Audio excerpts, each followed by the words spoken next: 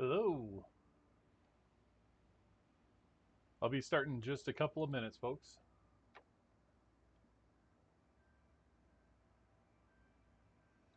Nikki, just make sure that you can hear me and everything.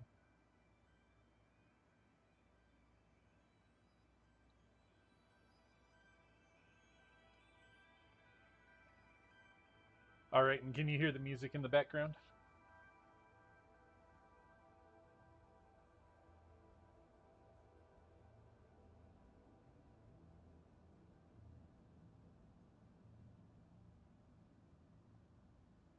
I said, can you hear the music in the background? Well, it just stopped, so I don't know if you could hear that or not.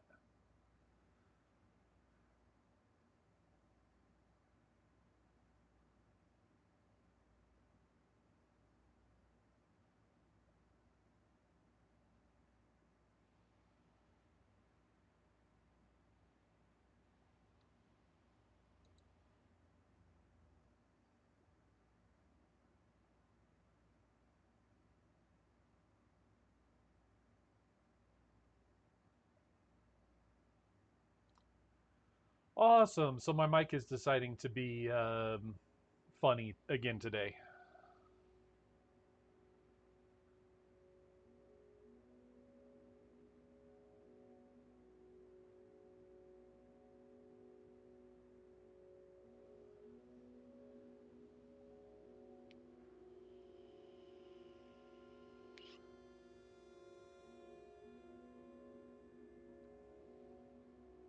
Let me see if I can turn my mic up.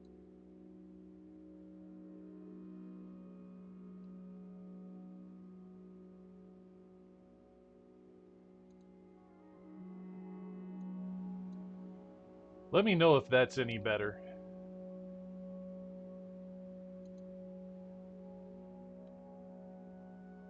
Okay, yeah, for some reason my mic keeps getting turned down in Windows properties. I'm not sure why.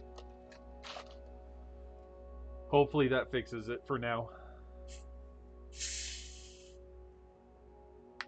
Yeah.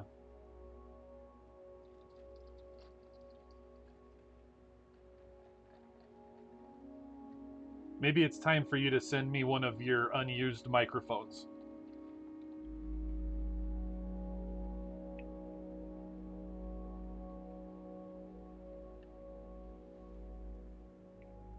But anyways, Nikki, you have fun getting your Taco Bell. I had Taco Bell for breakfast. Ah, he's using your USB mic?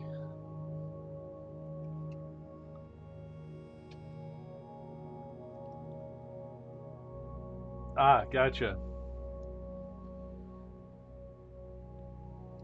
Well, that's a shame.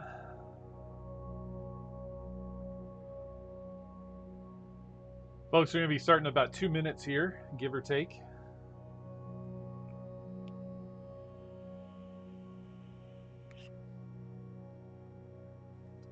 It's not bad. I mean, I make better breakfast at home, but, considering the time I had, I needed to run out and do some errands anyways. I decided to just stop by Taco Bell on the way, which is totally the opposite direction from like the grocery store where I needed to go. So, yeah.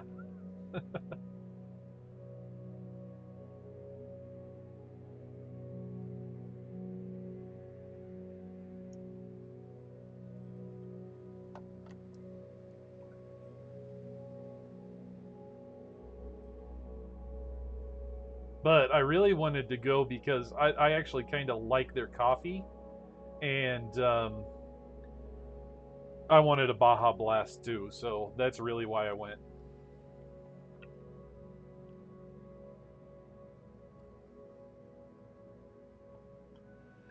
Taco Bell's breakfast isn't bad. They do sausage, bacon, and steak for breakfast. Um, no ground beef, eggs, hash browns in tortillas. You know, they do breakfast tacos, which is basically like eggs and cheese and bacon and sausage. They have a breakfast crunch wrap that has a hash brown in it. I'm not really a fan of their breakfast crunch wraps, I'll be completely honest, because they don't really get the hash browns crunchy. So it's kind of like soggy, greasy hash browns wrapped in a tortilla with the other stuff. But, that's just kind of me.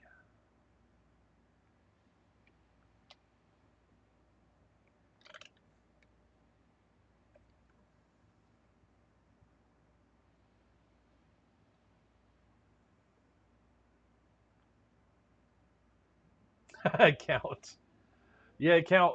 You should actually join with us. Nikki and I got shot at by a gas first thing, and I had when we first went in, and I forgot to take my bow with me so I could take care of it. But we're gonna work at some point as a team to work out how to get into the Nether as a group with some decent gear and actually be able to do some things. But we've got some other things we got to set up first.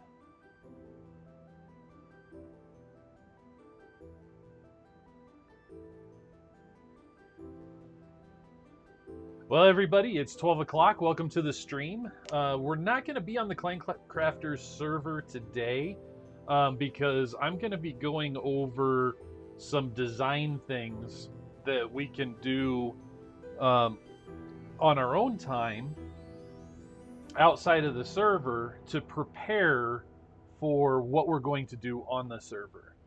So I've really kind of come up with some basic things. Give me 1 second.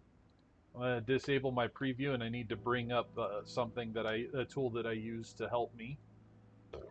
So I wanted to start here with creating a new world. We're going to be doing this all in single player.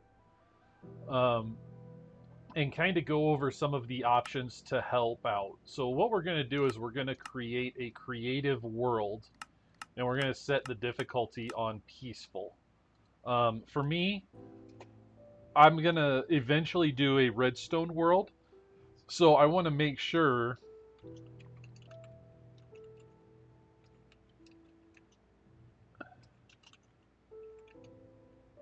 that I create world names that are going to make sense. In this case, I'm using Dragon Text Design.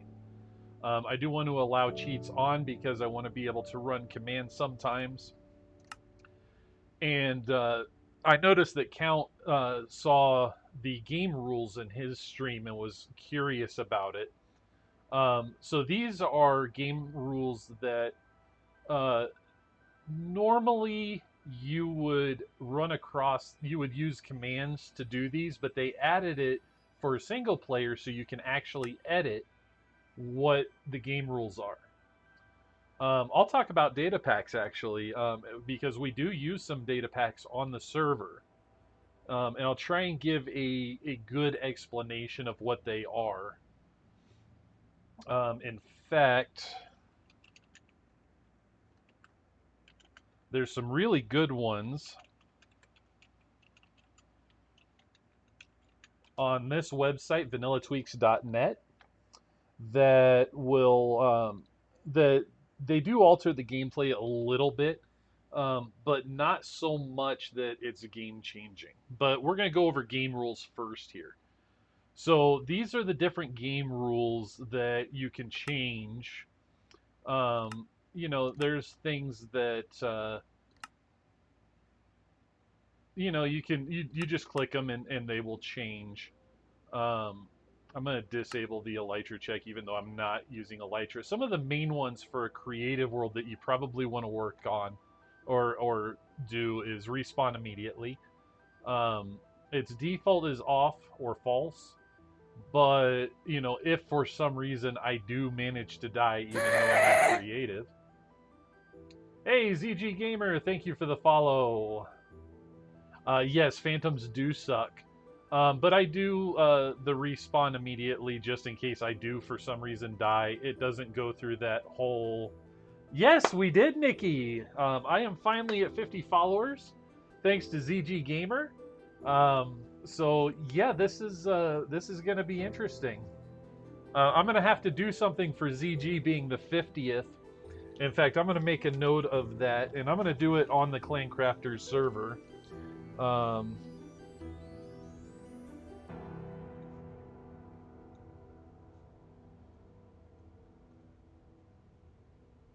I'm gonna build him some kind of memorial or something on the Clan Crafters server. Thank you so much, ZG. I really, really appreciate that. But now we're going to get back to game rules. So game rules are the things that uh, change a little bit of about how the game works. I do disable raids. I don't want raids going on. Yep, I've got it. I've actually got it in my notes here. I have a notebook that I keep right here.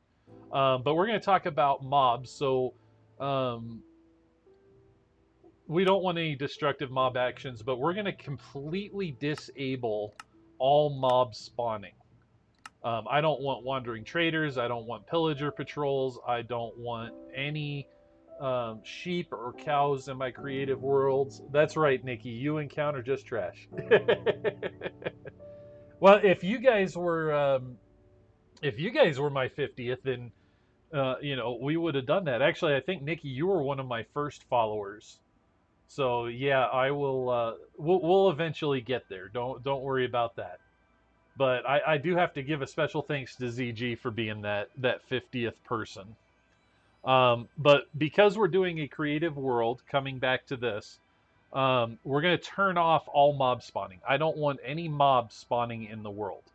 I don't really care about drops because there won't be really anything to worry about there. But I do want to turn off the fire tick. Now, what this does is I can light something on fire and it will burn forever without spreading. That means I don't have to worry about wood blocks burning down or wool burning down the house, things like that. Dark Angel, welcome to the stream and thank you so much for that host. I greatly appreciate it. But we're going to turn off fire tick. We're also going to turn off the daylight cycle and weather updating because in our creative world, we don't want to be bothered with that. Well, what I have to do is I have to build a bathtub with a bag of trash in it for Nikki. So, and Dark Angel, it's so good to see you again. Um, but these are really the only things that I'm going to worry about. I'm going to worry about world updates. I don't care about random tick speed because we're not advancing game time. We're not going to do the fire tick, and we're not going to let the weather cycle.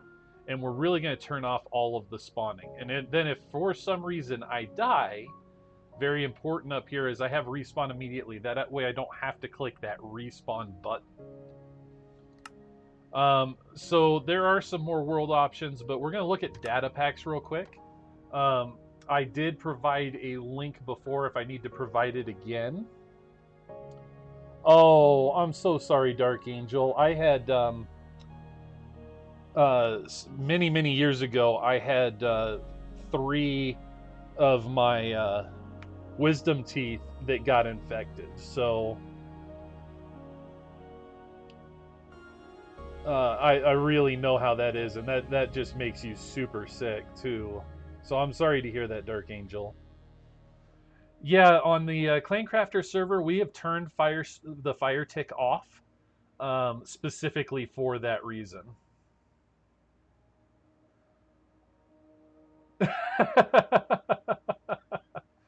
Nikki, that is absolutely horrible. So, with data packs, for those who are not aware, data packs are ways to use the game code to make some minor changes to the game. For example, on the Clancrafters server, we have multiplayer sleep. Oh, that's really bad. Dark Angel, I'm so sorry. I hope that you're getting better. Oh, man, that just that just like I'm cringing right now. I feel so bad for you. Oh, like now I'm feeling bad that I'm trying to talk about data packs when you've been through so much. But wow, are the doctors at least helping you get the infection down and get everything taken care of? And I hope your family, of course, is also being helpful and trying to take care of you.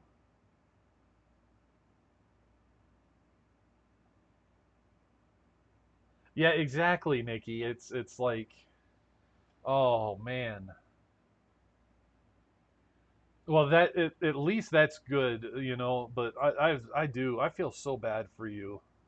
Anything to do with teeth like that, just for some reason, at least for me, when it comes to teeth and issues like that, it seems like it's 10 times worse than it actually is, and it just makes you feel miserable all the time.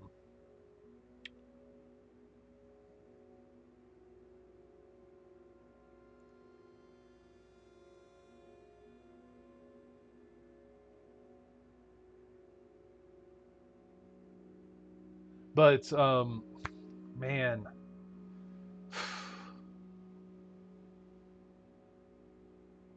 yeah, it really would.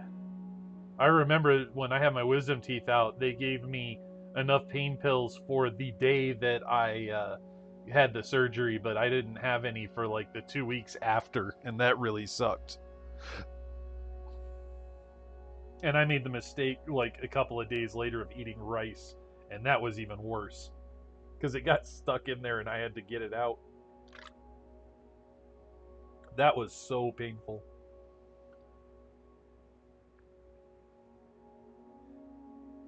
But please, Dark Angel, take care of yourself. You know, I hope your family is helping take care of you.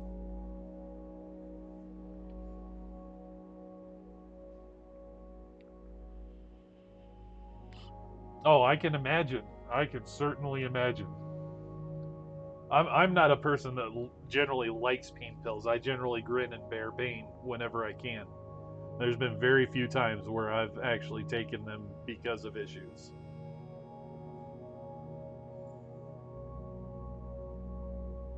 Oh, I'm so sorry, Dark Angel.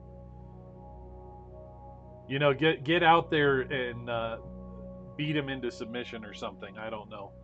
No, I don't condone spouse abuse. So, but you know, he should be helping, and sorry to hear that he's not helping. But I'm gonna get back to this. I'm so sorry, Dark Angel. I really do hope that you start feeling better soon. Um, so getting back into data packs are a way to modify the game code with things that Mojang, the the company that has created Minecraft, allow you to change. For example, we use something called multiplayer sleep, and what that does is it allows on the Clan Crafters server one person to sleep and change it to day. Now, typically, um, if you are on a server, everybody has to sleep at the same time unless there is either a plugin that modifies this, or in our case, because we're on vanilla, a data pack that modifies it. Another example is we use more mob heads and player heads, which means that by killing players or killing mobs, we can actually get their heads and use them in game. Those are data packs. And all it is it's basically creating a custom loot table that whenever somebody kills a mob, there is a percentage chance that their head will be a drop out of that. For example, sheep is a great example. You can get a wool, some mutton, and then there's a chance that you'll get their head as well. Another one that we use is Wandering Trader trades, where we can trade emeralds and blocks. For example, if we have an oak log and some emeralds, the Wandering Trader might offer that as a trade for a head size block or a micro block. And some of those get very, very rare. So it is possible to collect all kinds of blocks for decoration. So that's really what data packs are. They're ways of modifying the game. We have one that is no Enderman grief, so Enderman can't pick up blocks. You can actually, well, that would be a problem count because there are no pigments. There are piglins, Piglins. But you really, when you go into the Nether, you want to make sure that you have a gold piece of armor on. Um, yeah, the proper name now is Piglin, and then you have um, the Hoglin, which is the Nether version of the pig, and Hoglins are always hostile, but thankfully they only appear in certain areas. But anyways, we're not going to use data packs for our design world right now. But what we are going to do is we're going to come in here to some world generator settings. And one thing we're going to do is we're going to turn off structures. We don't need any villages, dungeons, anything like that spawning in the world. And we're going to create a super flat world. Now, I like this, but, I want to change something. So we are going with classic flat, but you'll notice that, actually, no, I'm just going to leave this as the classic flat preset. Well, you can use any preset, desert, redstone ready, tunneler's dream, avoid world, whatever we want. But we're going to just use the basic preset right now. And this is only because we are, yeah, they can be nasty. But we're going to use this super flat customization here. We're not going to put in a world seed, but what we are going to do is we're going to go ahead and create this world. So this is how you would create a world to either design or do redstone on. And as you can see, there is nothing around us. There's no mobs spawning or anything else. So for those who have not dealt with creative mode yet, you have every single block, decoration, all the redstone, all of the rails and traveling methods, all kinds of miscellaneous things, including spawn eggs for mobs, all of the foodstuffs that's available, tools, weapons, and all the books that go with them. That includes the tipped arrows, and then all of the brewing stuff that goes in as well.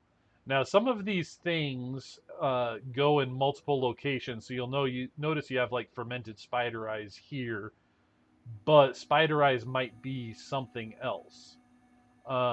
You can actually search specifically for what you want. In this place, or in this case, I'm going to go for concrete. I'm going to use yellow concrete, black concrete for markers. And then I'm going to use light gray, white, and brown concrete. And we're going to do something called white modeling. So for those of you who aren't familiar, I used to work in the entertainment industry as a theatrical lighting designer and head lighting technician. So I had a lot of experience with preparing things for the stage. And that included, for me, I had to look at white models and prepare lighting based off of that. I had to look at paint samples so I could color my lighting a certain way.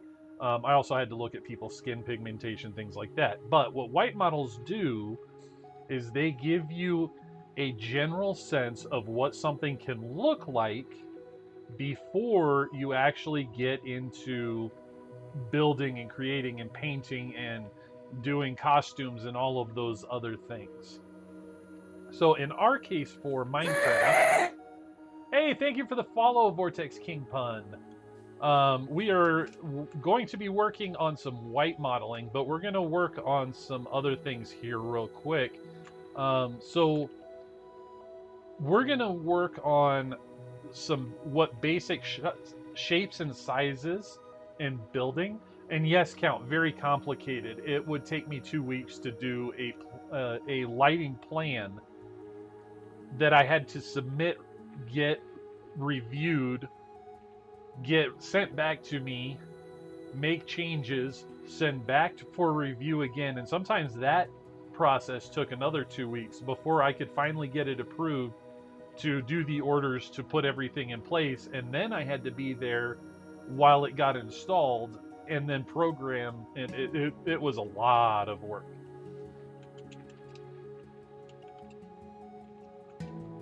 I'm going to go ahead and change this to, no. Just for the sake of this, I'm going to put the sun right up there so that we get a better view here. But we're going to start with some basic shapes.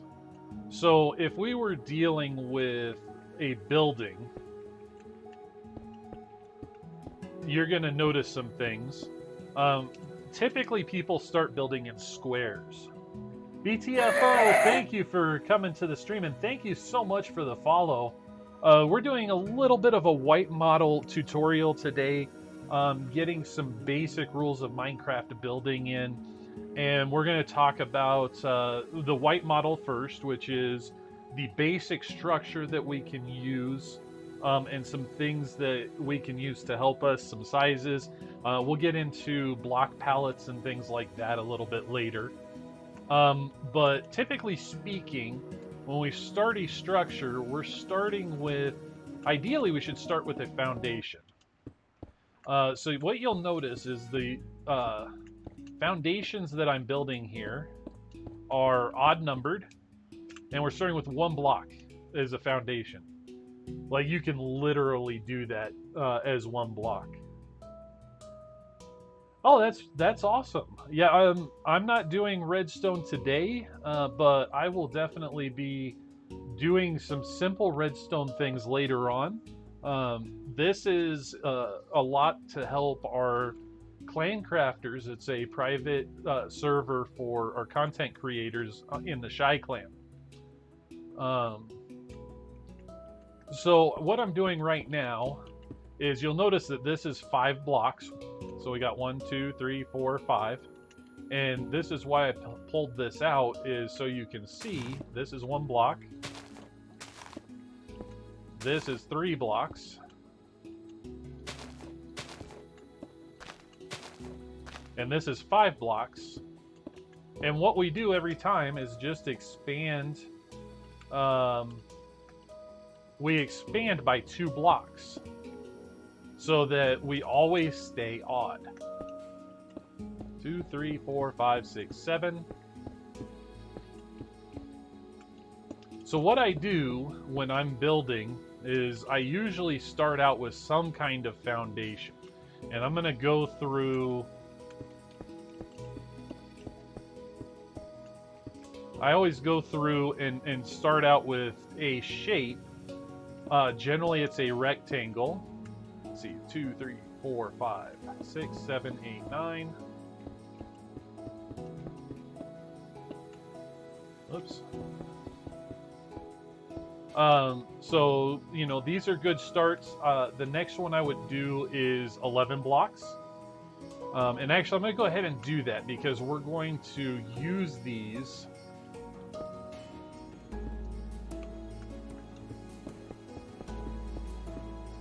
as the next part. So you could go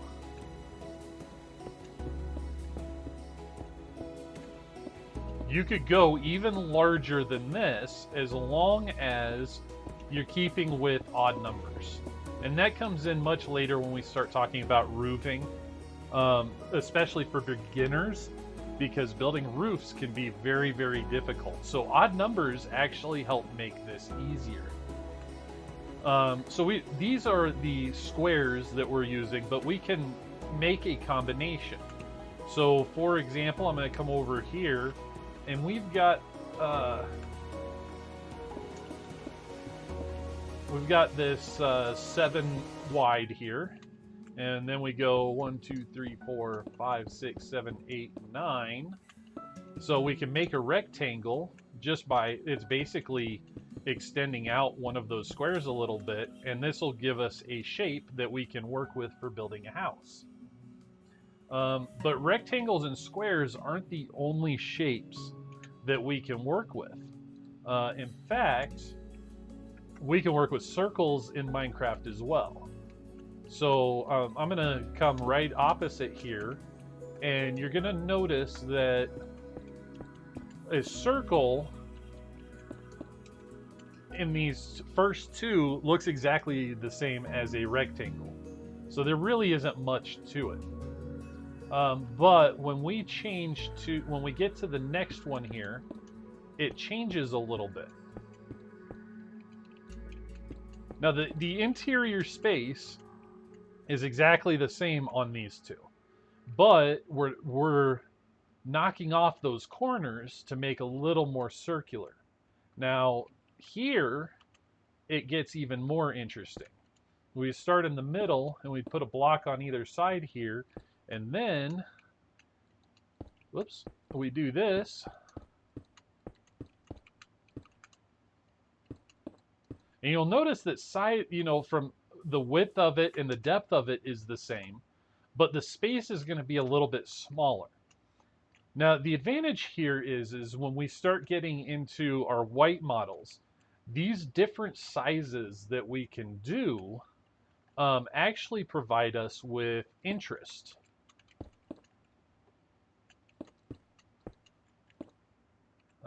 Make sure I'm doing, yep, that's right.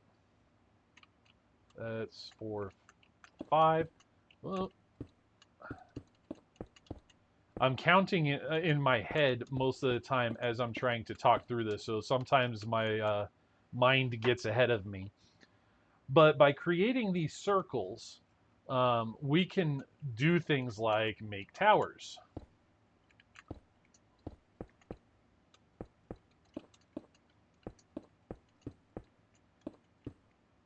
Or we can just create round buildings. All of which are kind of interesting. So you can see that there's some different shapes, and we can even do some crazy things with these. So, we went 7 wide here, so we know if we, this is on our 7 over here. Let's say we decide that we want to go like this, and we can create a sort of oval building.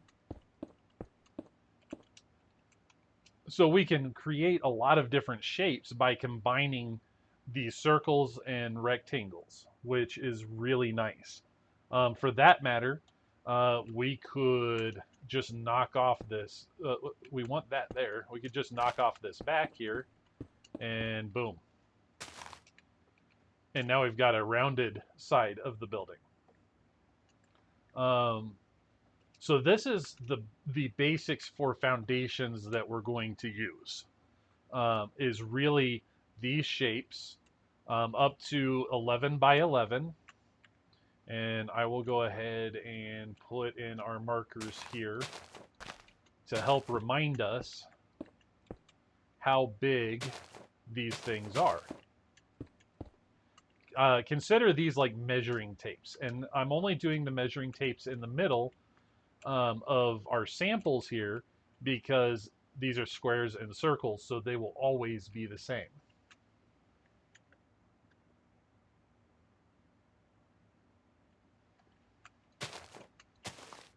And guys, if you have questions about anything I'm talking about, please feel free to go ahead and ask them. I'm trying to keep an eye on chat. I might be a little bit slow to respond, but I will do my best to keep up with your questions.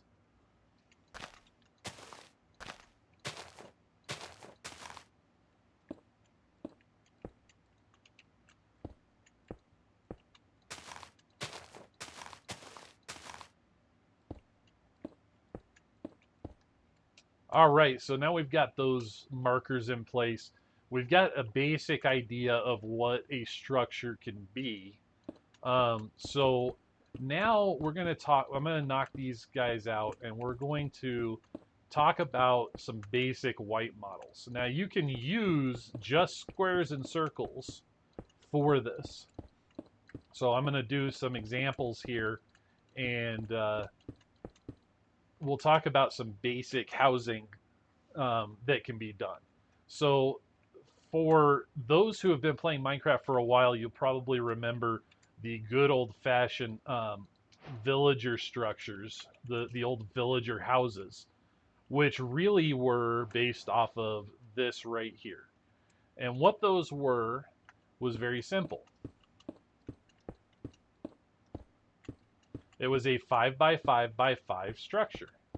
So you would end up with a base. That wouldn't have been there.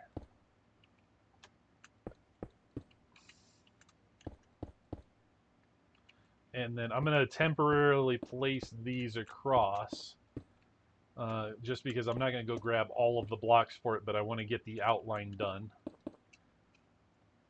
And you would have something like this. And yes, I know I'm using jungle, which normally I would use oak for it.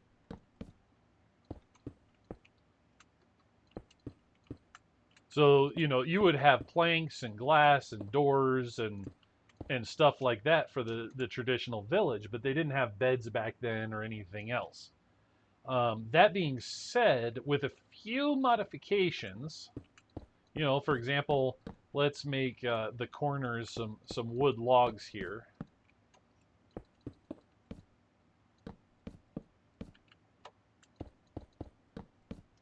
You now actually have something that is halfway decent. You can add a roof to this. You could put a flat ceiling in if you know, a flat roof if you wanted. But the real benefit here is if you actually just come out 1, 2, 3, 4 blocks, just like so, and you if you were to just fill this in,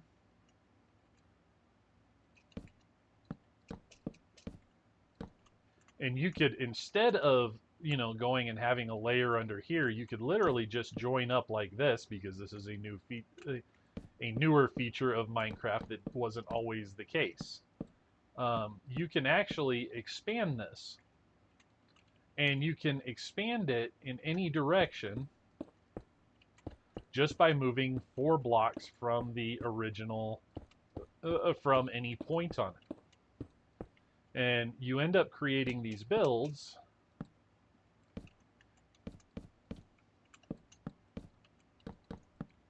or you can create these builds that actually look nice and interesting. You can use ladders to get up to different levels. You can actually even create one wide staircases inside. I've done that many times when building houses. But for the simplicity of a house, like I could put a roof here, I could put a roof going, you know, that slopes like this. I could put a roof that is like a pyramid on the very top here, make it look interesting. I could make bedrooms or whatever I want out of this, but I could keep expanding this and make this as large as I want and have different rooms for different things, which makes this actually a really good way for new players to get started in building. This is a technique that Andy is Yoda uses, and it's actually how I kind of started learning how to build, because then you start taking things like your planks and, you know, you can, okay, we've got a doorway, or we've got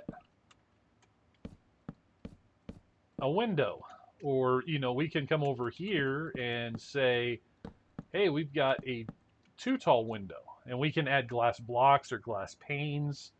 You know, but that's something that we'll talk about when we start talking about palette. And that's, palette is really just picking blocks and colors that are going to work together and complement each other in the build that we're doing. So knowing that this is a basic structure foundation that we can work from, we want to look at what are some of the components that we have. And most notably, we have our cobblestone here, which is our foundation. So the very first thing I did is lay out what the foundation was. If we lay out our foundation first, then we have an idea of where we can put walls, ceilings, that we can come into later, roofing, and there's many ways that we can do roofing, but that may be for another tutorial where I'll bring up like an image of all of the different roof types and then how we create them in Minecraft. But for our purposes, we're going to go with this one right here. This is the 7 by 7. And we're going to start with a basic thing. So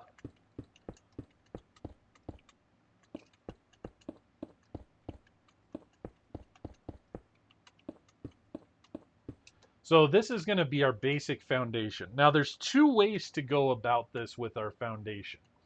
We could either, like poke a hole in it and have this as our ground floor, or I'm actually going to grab another color of concrete here. We're going to use green for our floors. Or we can put our floor here. Now, if we put our floor here, that means we need to have a step that comes up. So this would be another piece of our foundation. Now, this could be a stair. This could be a slab. We could make it like this so that we have 3 stairs that connect in. There's a number of different things. The advantage of this is now it creates a little bit of height to our build. But we're going to just, for right now, we're going to just build this out as a basic structure. And so this is our first floor with the foundation. Now, floors, some people will build like this, and they'll put their ceiling right here. Now, if you're using a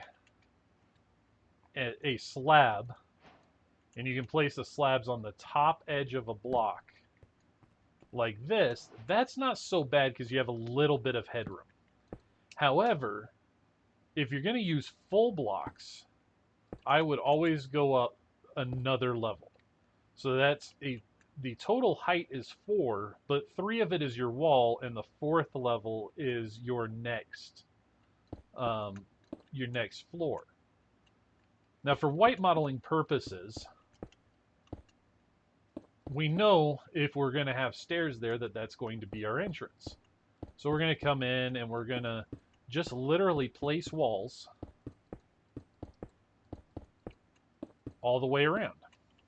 Now we can talk about decorations like, we could put a fireplace in here and those kinds of things, but that's not important in our initial white model. All our initial white model is here to do is to help us figure out what our shape is going to be. Now, there's 2 places that we could go from here. We could literally go and start putting a roof on,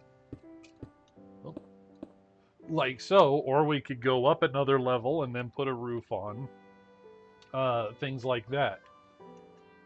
With roofs, there's a lot of different ways that you can go. The most standard is just the stepped roof. But if you're going to do a standard stepped roof, what you should do always, and I've noticed this on some builds, is, they'll have this flat. And there's just no interest in the build at all. You're going to fill all of this in with blocks, we know that. But now it just looks like stairs and a flat face.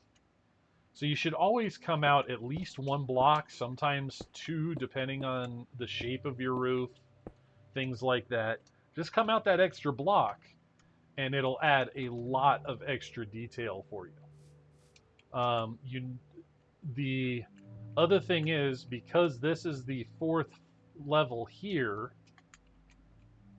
which I'm gonna go ahead and mark out, is you have a little bit of extra room up here. So you might want a ladder to climb up in here and have like some storage in the roof or something. That nice little attic.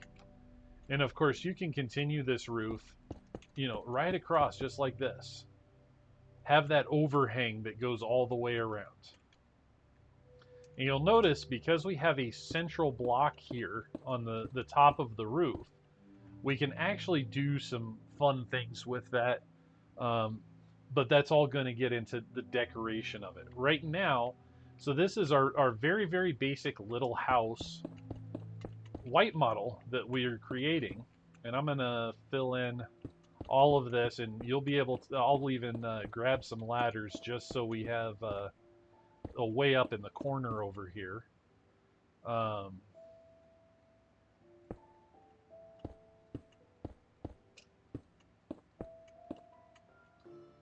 But we're gonna finish off this roof here, and then we're going to work on our next part, which is we're gonna. So that actual hole doesn't work very well, does it? So we're gonna move that over by 2 blocks because we won't be able to get in here. This is a very simple roof. I'm using these colors because, roofs, when we think of them, are usually made out of shingles or tiles. But if we want to create interest, which will be part of our block palette, there'll be some really cool things that we can do because these are full blocks. So this is our basic little house. I'm going to grab some ladders, and we're going to, just come in here and pop some ladders in, and we now have this nice little storage area that we can work with. Just something a little extra that most people might ignore. We could knock out windows here, so that we can get some extra light in and be able to see out, stuff like that.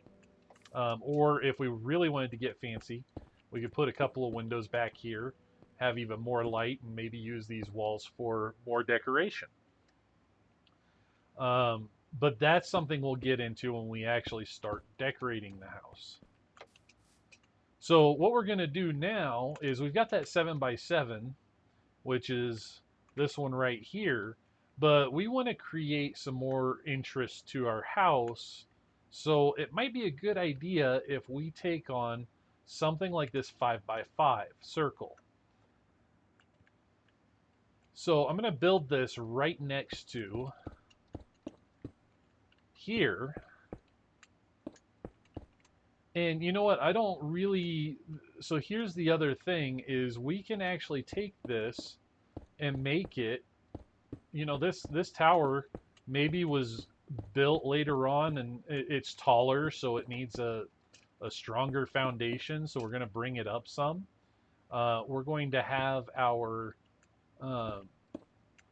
floor here, but we're going to bring the floor out a little bit.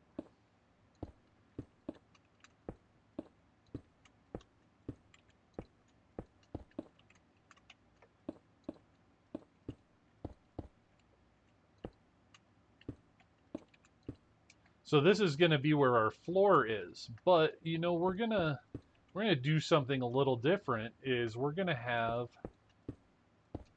a central tower here, and we'll use slabs. We can do this a number of different ways. Whoops. We're going to use our slabs to make a one wide staircase that will come up to our floor level. And we can actually continue this all the way around. Will that block work? No. So, we can use that to create these different levels, or we could literally block these up and make interior walls that look different. But now we need to go up 3 more.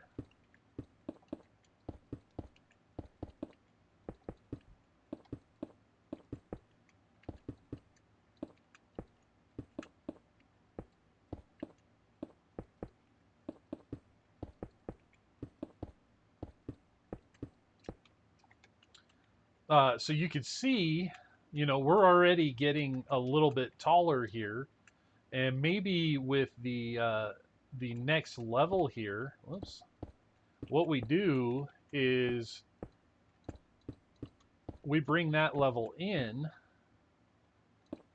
Well, this is actually where it would be.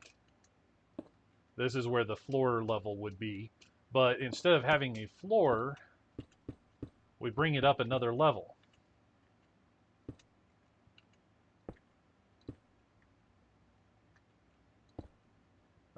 So we could change materials here.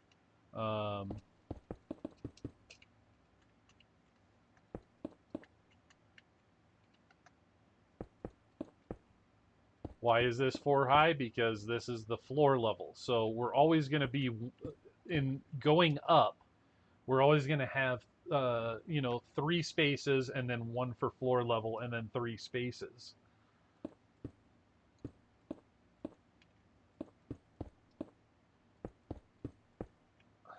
And 1 more wall here.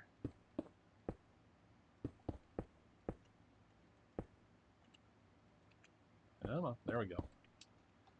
So, we could have a tower that, it can come out, balloon out a little bit. We can use decorations to make this, of course, look better.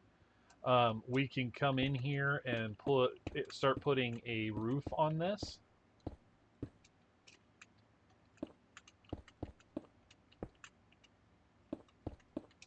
Maybe come in, okay, here.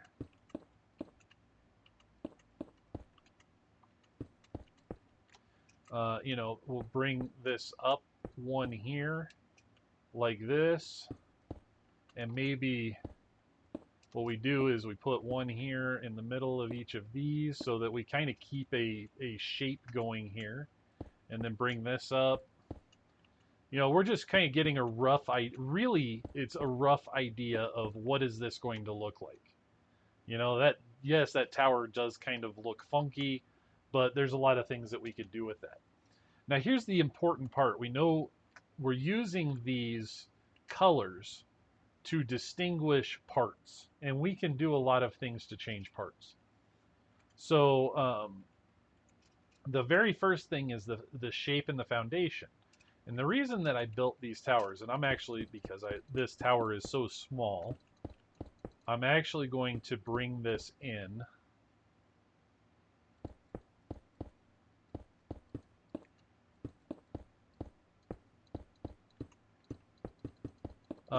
Yeah, I'm going to actually just make this a straight tower.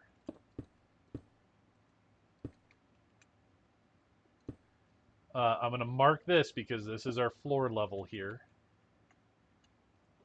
And this is going to serve us in just a moment, because the advantage is once you know the shapes that you're going to use,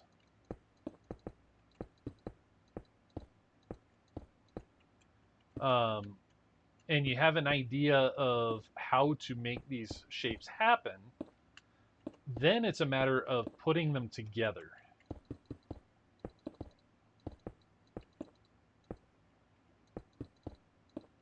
And that's what we're going to do in just a moment. So we're going to actually start putting, these shapes together. So now we've got our little tower. There's not much decoration to it, but there are things that we can do to decorate it later on. And we've got our little house here. Now we could use this as, say, a grain silo on a farm, and this be our little farmhouse that we're using. But if we do something a little crazy here, and we have done a 7 by 9, so we're going to start here. 7, 1.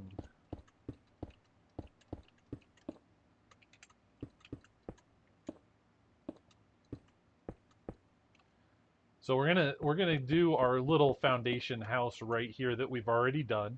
It's gonna be laid out exactly the same way as that is. Um, and I actually went too far. It should have been a 7 by 7. So we got our little 7 by 7 here.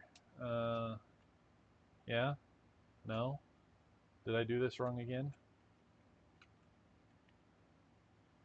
Yeah, I miscounted. All right, I'll fix that. There we go. So we got our little house that we've got over here. This is just the foundation for it. But we want to add some interest, and we want to have a staircase that goes up. Gamer, thank you very much for your lurk. Check out the VOD later on. There's some good information, I think, here.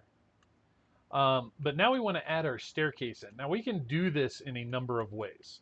One is we could knock this out and just put it on the side here. If these 3 blocks are here and I knock these blocks out, you can actually see there's the circle shape right there. So that's one way of doing it. Another way of doing this would be to, we knock out this corner.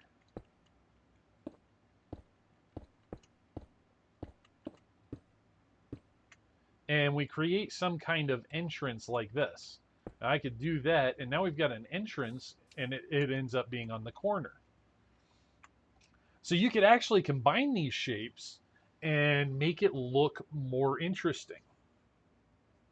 And the more shapes that you have, the more styles of houses that you have, and towers that you have, and things like that, the easier it's going to be in the long run to figure out where you're going to place everything.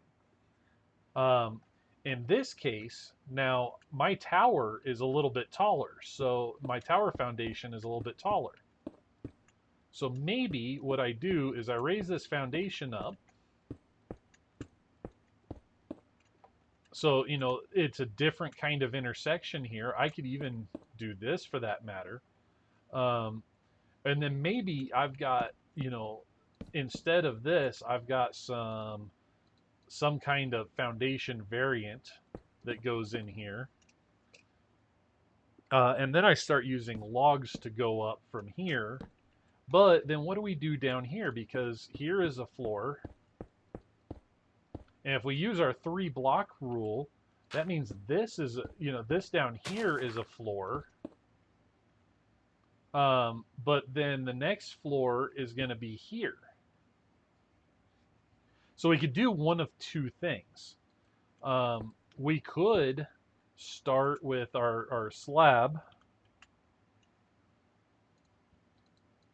going, right here, which means that we now have an easy way into the staircase. But it's going to create, then we got to start thinking. Like, for me, what I would do is I would do a slab there and here. And then I would go up one here and down here. So now we can have a staircase that goes down, just like this, with a staircase that goes up like this. And now we've got even more depth to the build. You can hide things in there, things like that. And a nice thing is as you get bigger with the circles, is the nicer you can make the staircases look.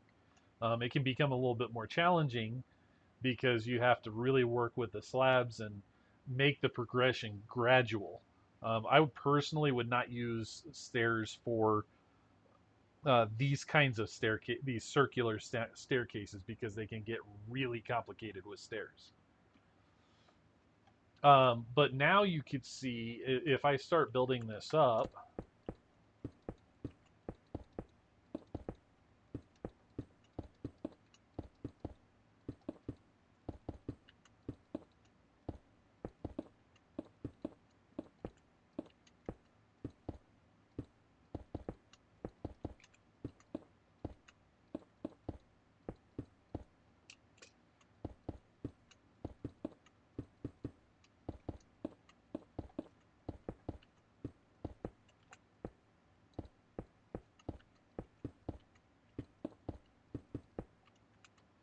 And then, I'm going to need to finish that off at some point. And since this is a thing, we could do some kind of decoration in here to make that look better. But you can see that already the house looks so much better. We've got the house that looks okay. It looks pretty standard. You can go into it. You could put a ladder down and a ladder up. You got a little storage in the roof. Okay. But now you can have something that looks even better. And I think this is kind of the thing that once you start experimenting with shapes that you like and things like that, you can actually come up with some pretty incredible builds. Now this is very, very stereotypical Minecraft stuff, but you could apply this to just based off of your palette. You can make it look futuristic. You can make it look modern. You could make it look Victorian, Gothic. You could actually even use something like this for desert builds. Go sci-fi, fantasy, desert, or something like that, and really make some interesting things happen with these kinds of setups. And it all kind of expands from this idea right here that you have a basic 5x5 foundation that you can expand out just by adding some blocks. Um, and probably now is a good time to look at some foundational ideas.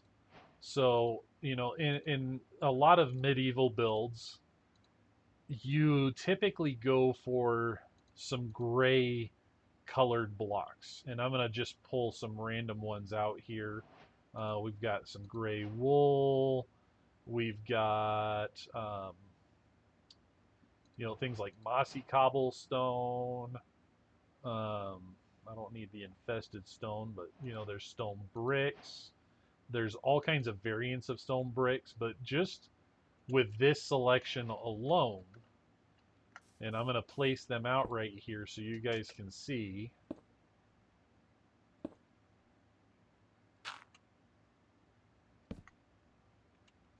And I'm placing this in two directions because I wanted to show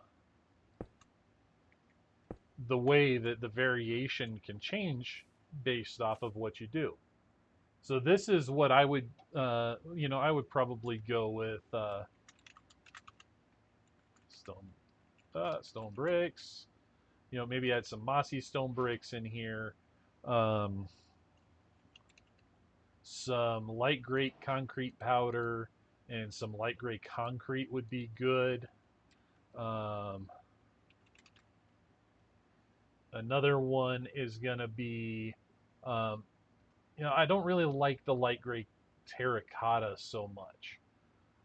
But if we're doing decorative borders, we could use, for example, shulker boxes. So we've got concrete powder, and if I place this like so, and then let's, just so you can see different textures that are available. Heck, even placing it like this, there's so many variations of how you could do this. Place it like that. Maybe that's it could be a nice decoration block, maybe for corners where you need to add some detail. Some of these materials are easy to get. Some of them are not so easy to get. For example, shulker boxes. Concrete kind of is easy to get. Stone, cobblestone, stone bricks, easy to get. Cracked stone bricks, easy to get. The mossy variants, if you can get a hold of vines, easy to get. Wool is easy to get. Acacia, depending on if you found acacia trees or not, could or could not be easy to get. What I don't recommend you do is if you're going to use this as a variant for, you know, a foundation, I don't recommend this, but this could be used elsewhere. Um, and we'll talk about that in another palette. But for the moment, before we jump into actually creating a foundation, give me just a couple of minutes, folks. I've been streaming for about an hour and I need to take a short break. So I'll see you in a few minutes.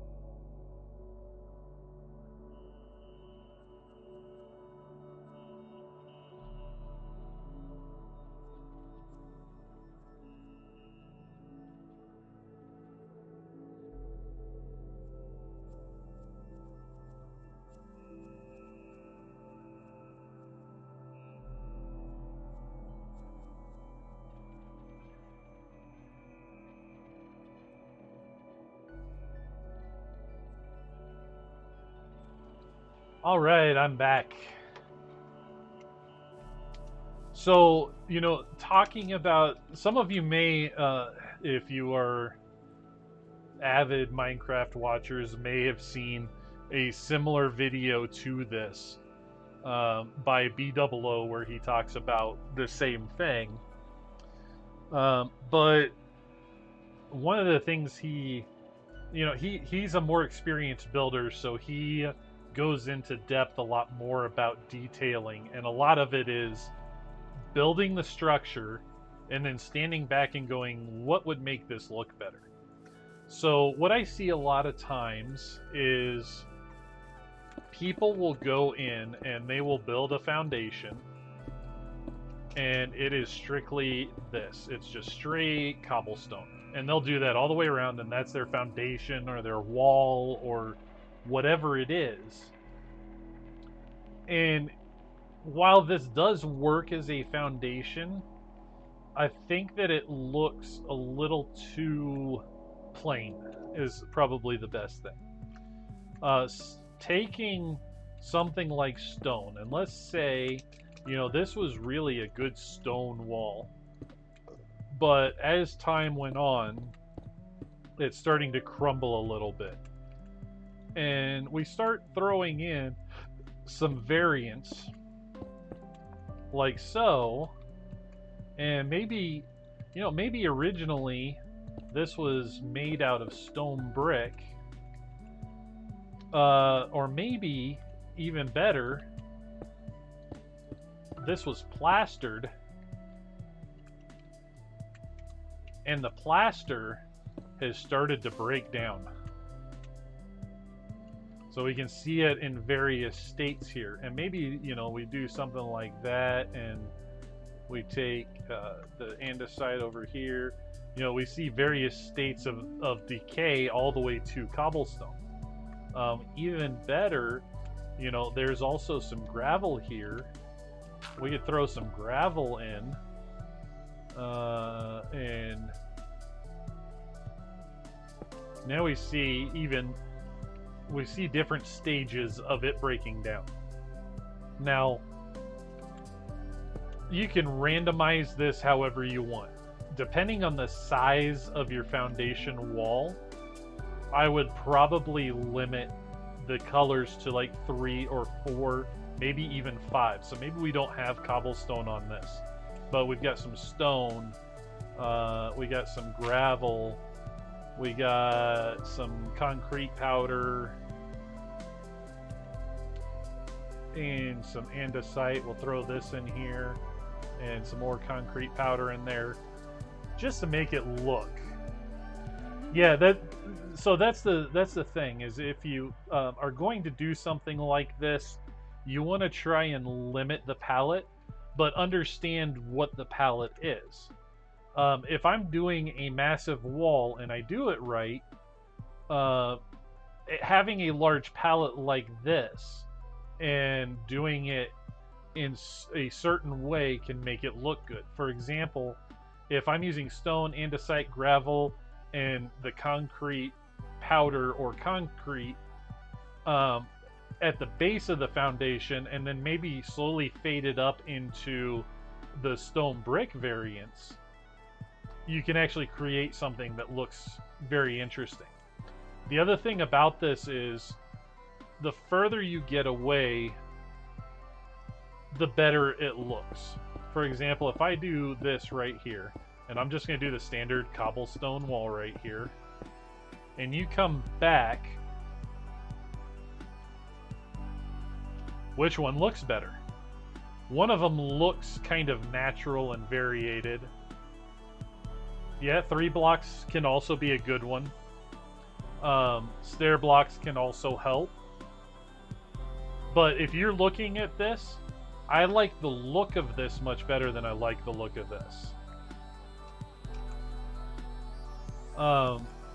So yeah, we've covered some basic shapes, all odd blocks. So 1, 3, 5, 7, 9, and 11.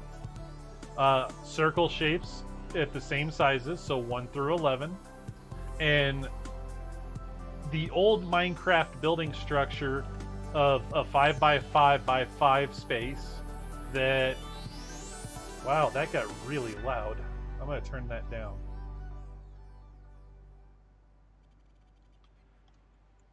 And actually, I think I need to turn that down in game here. That music just got way too loud. All right. So, by taking the basic structure and adding to it, you can actually create some interesting builds, which I've done on Clan Crafters. But then we've taken our house here, and we've just done a basic white model of it. What is it going to look like in general? What is the general structure of it? And we've done that and a tower and then combined them so that we can create something that looks good.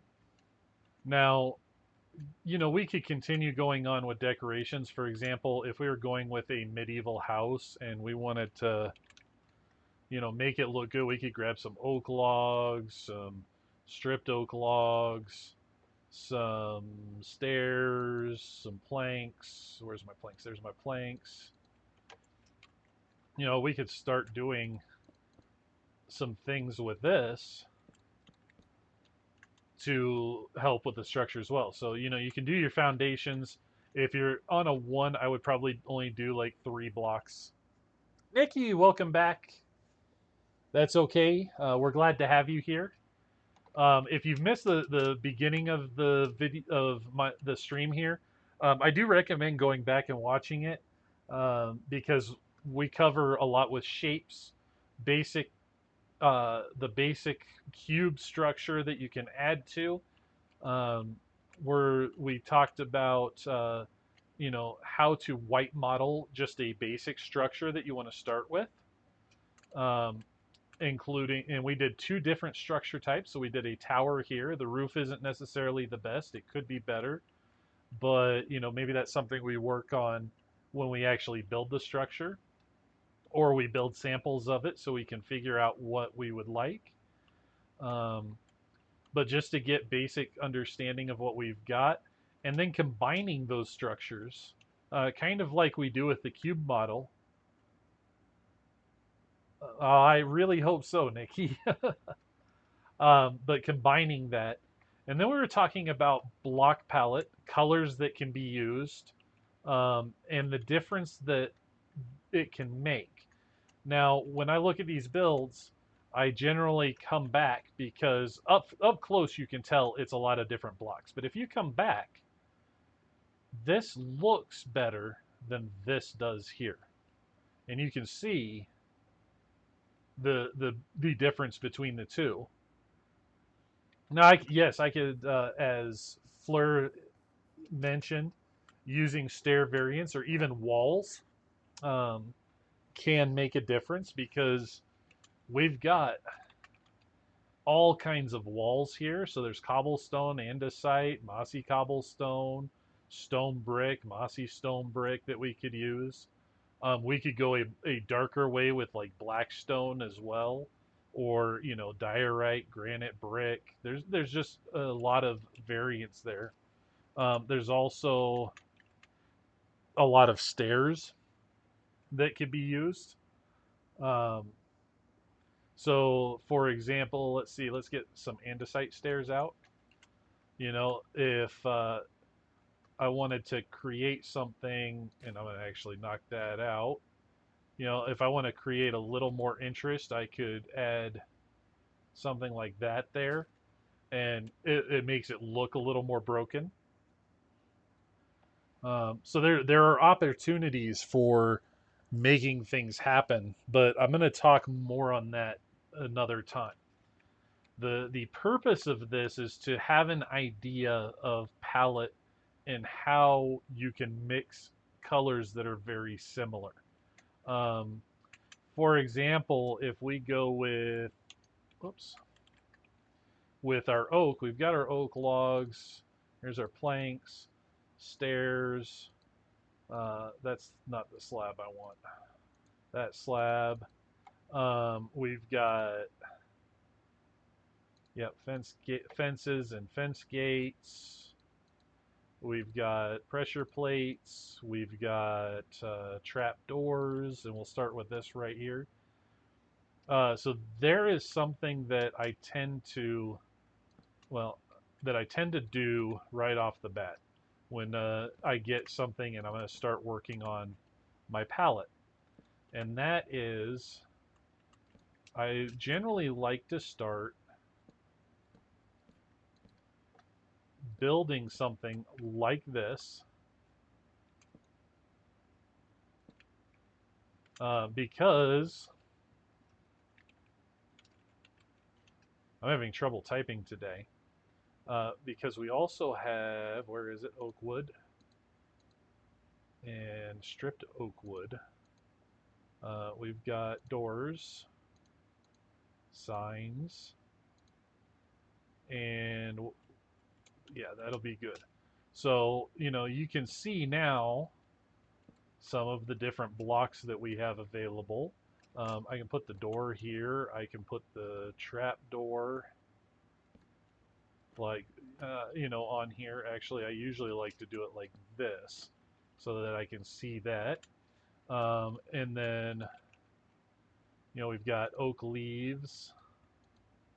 Um, so I'll put like some oak leaves up here so we can see that. Throw the sign on there. With our oak buttons, which I forgot to grab earlier. I put that usually like here. I'll put the pressure plate down, and now we've got all the blocks that go with oak. And we can mix and match these. You got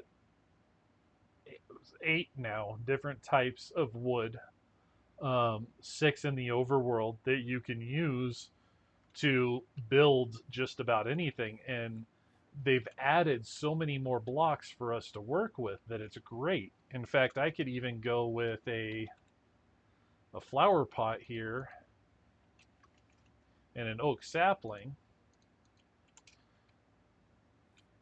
and we just drop that down, and we've got even more decoration.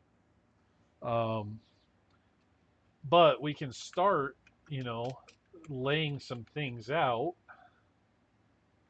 So that's 3. We'll go like right across here, and we'll add in,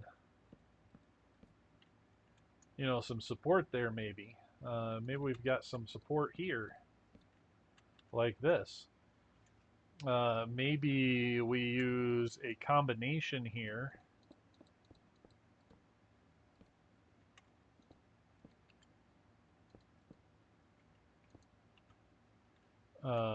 Let's actually grab this. We use a variation of the stripped wood and some planks to create a nice looking wall. Maybe that's a little too boring, and we need to make it look like some of this has aged a little bit more. And maybe we need to make it look like it's starting to uh, break down.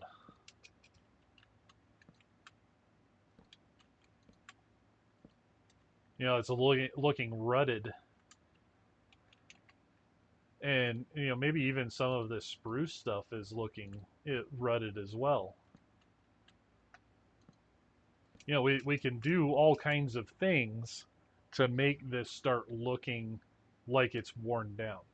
Maybe this top part isn't all this stripped. Maybe it's breaking down over time, and with our axe we can come in here and go, you know what, maybe it's not just that top part. Maybe it's these sides are kind of breaking down too. Hello, Scaper. Welcome back to the stream. Yeah, I apologize. I've been talking for almost an hour and a half, and most of this is, we're trying to talk about ways that you can decorate, but really this is all based off of a simple white model. So I was talking with Nikki earlier, and white models, and some other folks that were in the stream as well. White models are really a way to get a general idea of a structure. So really just a she can be. She can be. Um, White models are a way to get a general idea of a structure. And that goes from the foundation, and I'll go around the back here so you can see it a little bit better.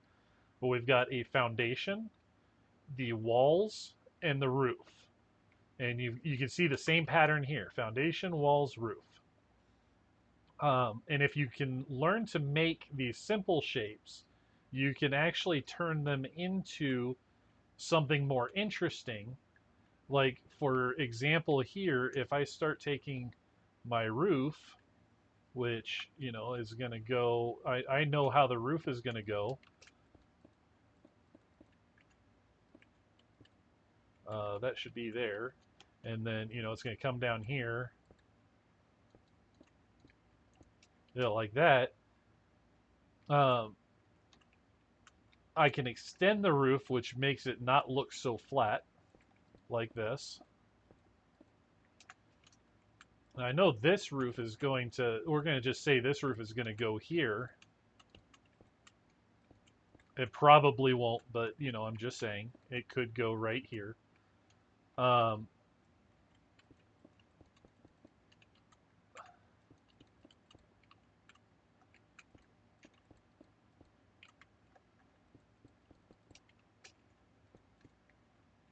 you could start seeing that you could have some very interesting things going on. And I'm doing this roof right next to the other one. Now I could variate the colors on these. I'm gonna bring this out like so that it doesn't look.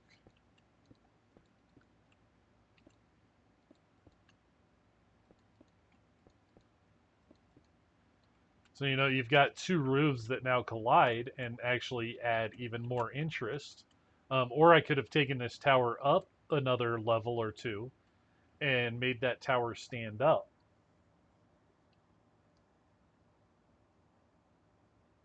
Nikki here is so funny. Uh, so this is just a simple example. So let's see. Scaper, go ahead and pick a number between 5 and 11, that's odd.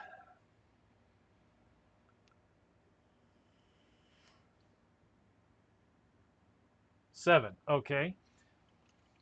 So we're gonna build. I'm gonna grab my my blocks here, and actually, let's do that. Let's um, let's make a hot bar here. We're gonna go gray, white, green is our floors, brown is our ceilings, and we're going to.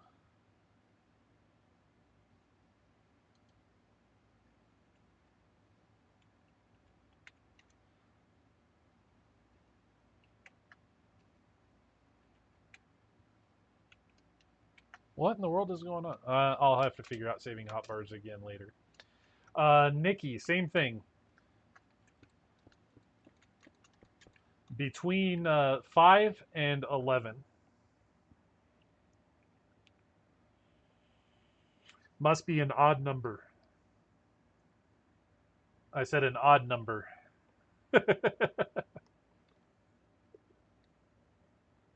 So remember, in building in Minecraft, we always want to try and work with odd numbers. So 9, okay. 2, 3, 4, 5, 6, 7, 8, 9.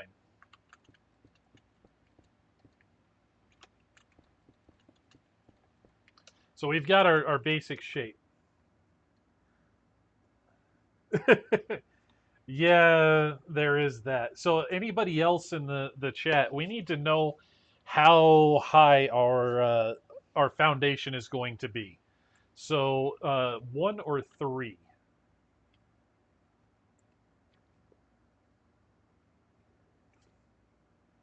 Nikki, come on.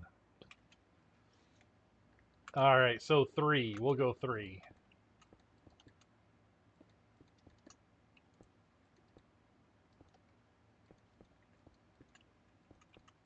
We're building this up to 3. Now this is one that you guys are doing.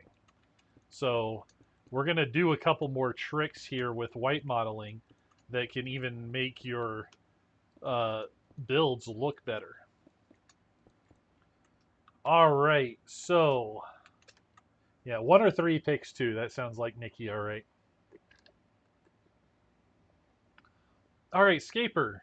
Um, let's see here. I want you to pick a number between 3 and 7 that's odd. So 3, 5, or 7. 5. All right, so we're going to do 5. Um,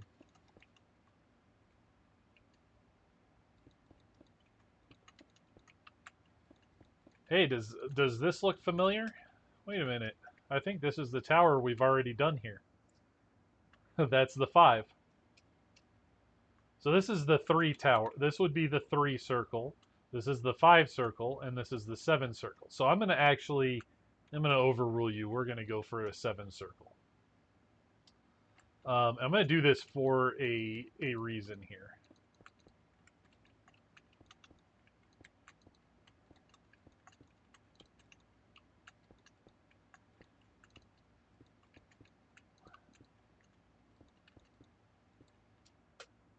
There is actually a reason for it, and it might be very interesting to you. So we're going to add another concrete color. And this concrete color is going to be light blue.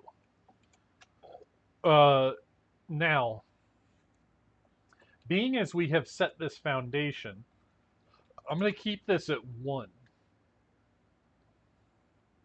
Of course you are, Nikki.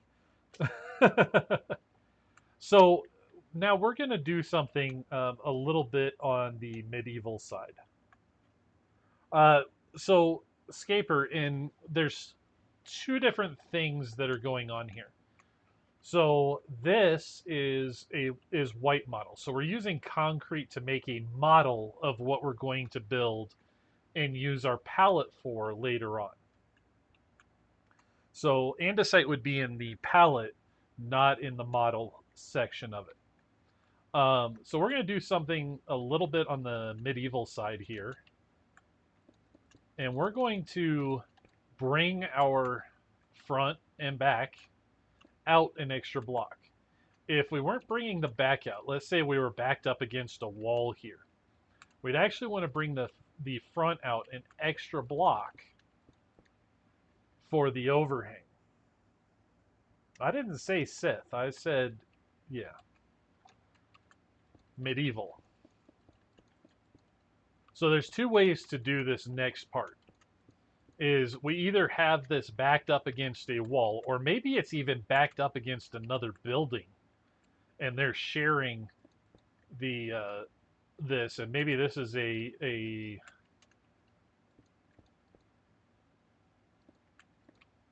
maybe this is a little shop back here or something. But we could get to that later. For now, we're going to extend it out like this. So our house is going to, have a floor right here. So the fourth, so every, you got three. Our floor is here on this. So this grass area is actually the floor. So you can actually just, you could have a way to walk in here. You could have stairs that go up. For example, let's say right here,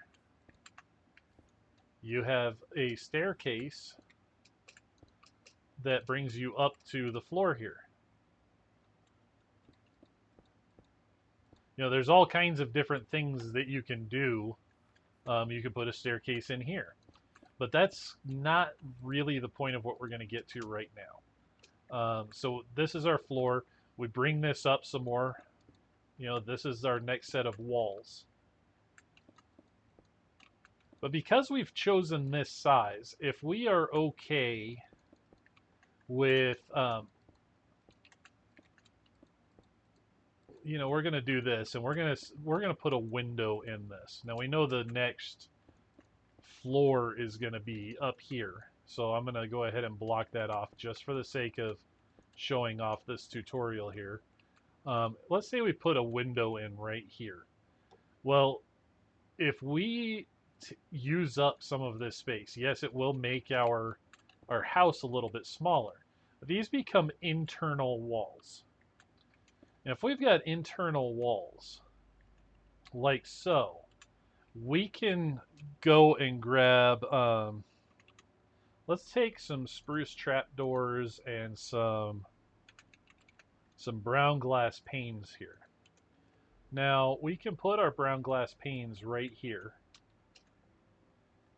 And then we can come in and install some shutters. We could install a different type of shutter, like so, that we could either have open or closed. So we now add some extra depth. Hey, welcome back, Count. But this also gives us the advantage of we can decorate the inside differently than we decorate the outside. We just have to be a little careful of where we start placing windows and doors and things like that, because what may look good on the outside, like here, let's say we put our door here, what may look good on the outside may not necessarily look good on the inside. So we do want to watch out for things like that, connected textures stuff, which is what is happening right here. Could get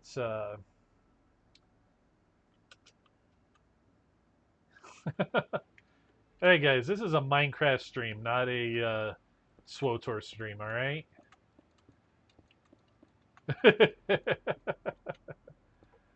That's it, you're all fired.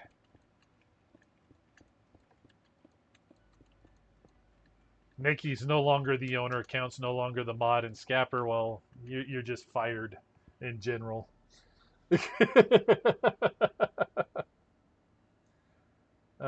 Screw that. This is not a Christian Minecraft server. And actually, we do on the Clan Crafters, we try and keep things PG as far as the builds and in-game chat and things. Nikki, yes, I can ban you.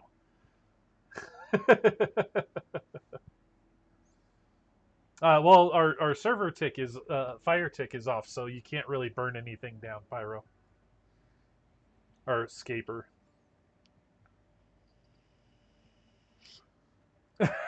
You guys are funny.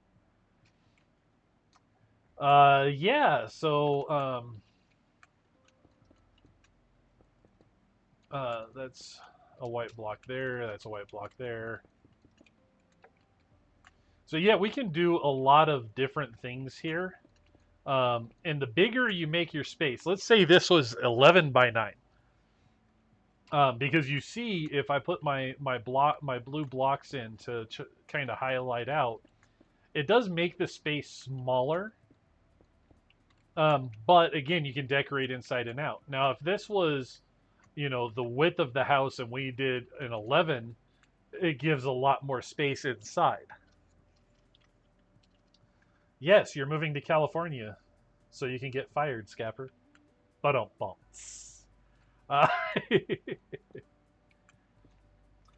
So it does make a smaller space, but it allows you to create more texture inside and even make it look different.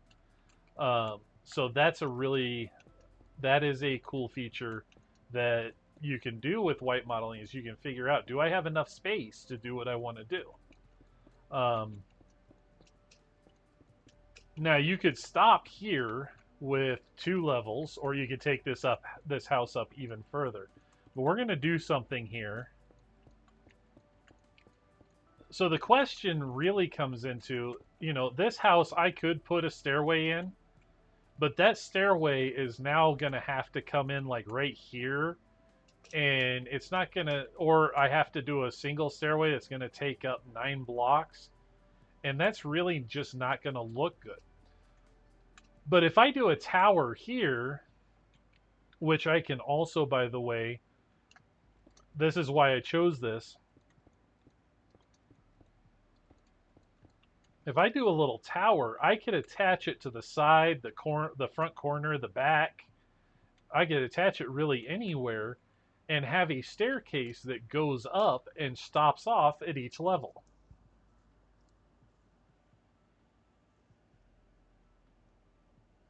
That would be you, Nikki, not Scapper.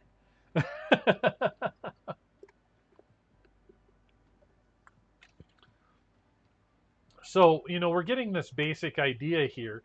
So what I'm going to do is I'm going to take some of the things we've already done. So 1, 2, 3, 4, 5, 6, 7.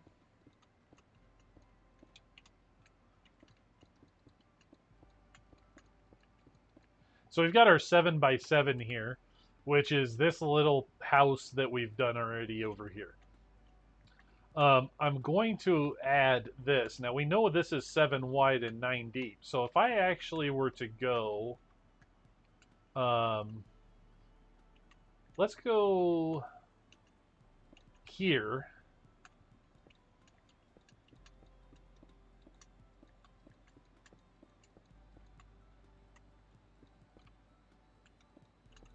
So we are getting our general outline of our foundation.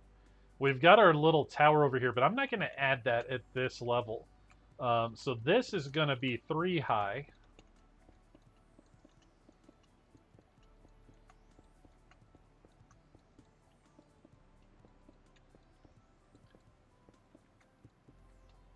So I'm gonna go ahead and lay this all out so we can start seeing what our foundation looks like. And then, on the back corner here, I'm going to knock this out and knock this out. So our block would go here.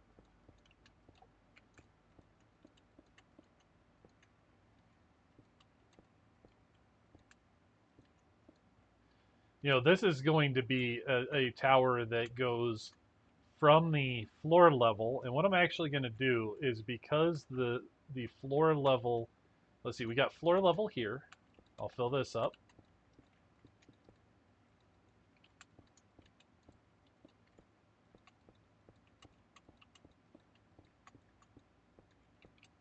We've got floor level here. So I'm gonna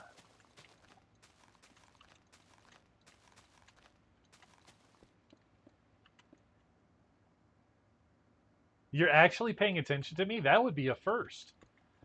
Nobody pays attention to me, especially not Nikki.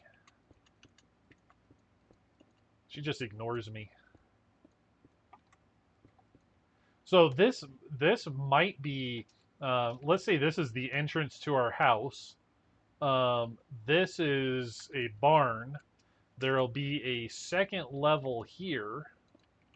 And then we've got maybe this is the tower, the floor of the tower, where we go up to get to the next level. And actually, I don't really like that. So what I'm going to do is I'm going to take this this whole thing out because I got a better idea. Oh. I'm going to do that. We're going to fix our floor here. I'm going to fix this wall. Yes, I just said flicks. I don't know why I said flicks. Maybe because Nikki is flicking me off. Yes, I am saying floor noises. That's it. So I got this idea here that maybe, let's see, if that's there, that wouldn't be there. How am I going to do this? That, yeah, let's do it here. So we're going to do this.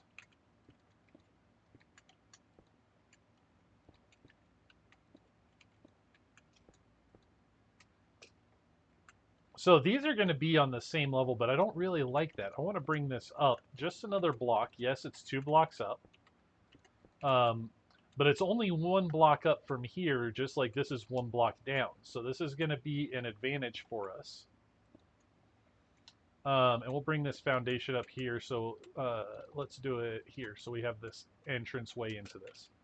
Now this is going to be decorated inside.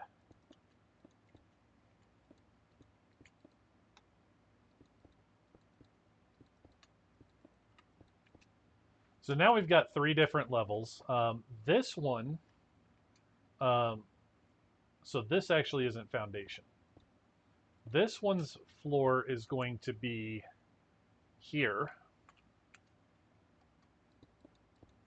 There's going to be floor, this would be floor here. And then this one's floor is actually going to be at this level as well, right? That doesn't seem right. No, this floor should be here. No. What did I do wrong here? Oh, yeah. This floor needs to go up by 1. So this floor would actually be here.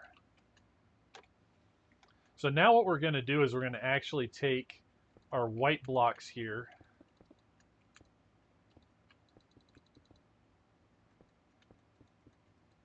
Because this is our next level.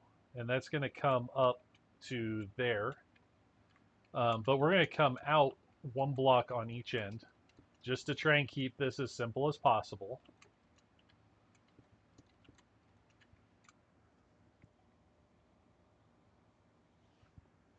Yeah, that's exactly what it is. But here's the benefit, Scapper, is because we're working with a white model and we're doing this in creative, when I go on the server, I'm going to have a pretty good idea of what I'm going to build.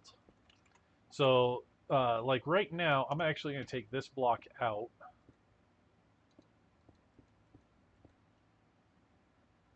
Yeah, that's better.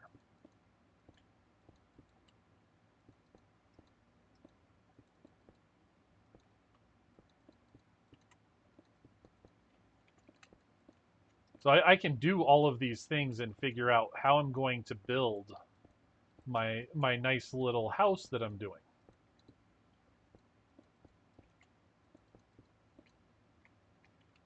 So this is also going to go up 3. Yeah.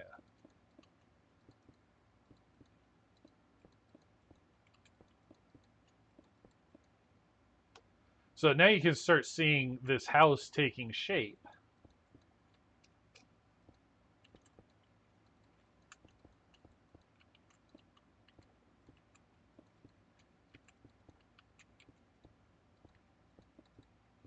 And then we're going to actually put some roofing on it.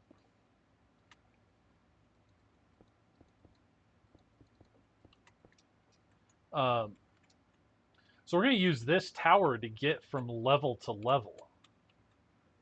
So there's a floor here.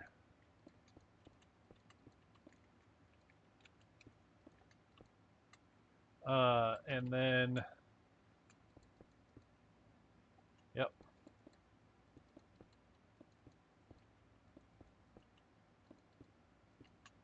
Now, because I've cut off so much of this, I could put my roof so that it goes like this, but I'm not going to do that. And I'll show you guys why in a minute.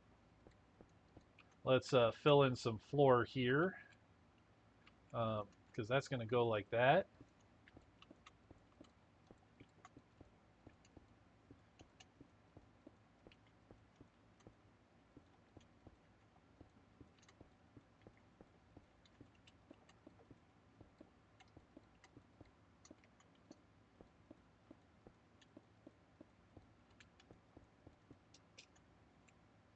And we'll actually do a walkthrough on this house.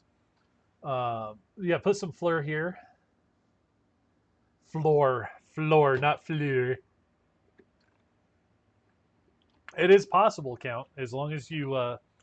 In fact, I've seen people make floors. Whoops, I made a mistake here. I don't want this to hang over here. I just want it to hang over on the ends. Because maybe over here we do something a little different, but um, you know, it's not bad to have a flat wall if you intend to use it um, for something else. Like maybe you put a stables over here and you come over and you put a little roof that goes over and you have your little stables, maybe a storage area. Um, you know, if you intend to decorate the area, it's not bad to have a flat wall. But if it's a facing wall, something that, you know, people might walk up to the house this way and they want to see something interesting, not just a flat wall. So that's why we kind of do this, is we want to figure out shape. Where can we put things? Um, Maybe we have one idea and it changes the build some. But white modeling helps you figure out what are some of the difficulties you're going to face. You know, I've got this structure here now. So I know that there's going to be a floor here, not floor, floor, floor, a level.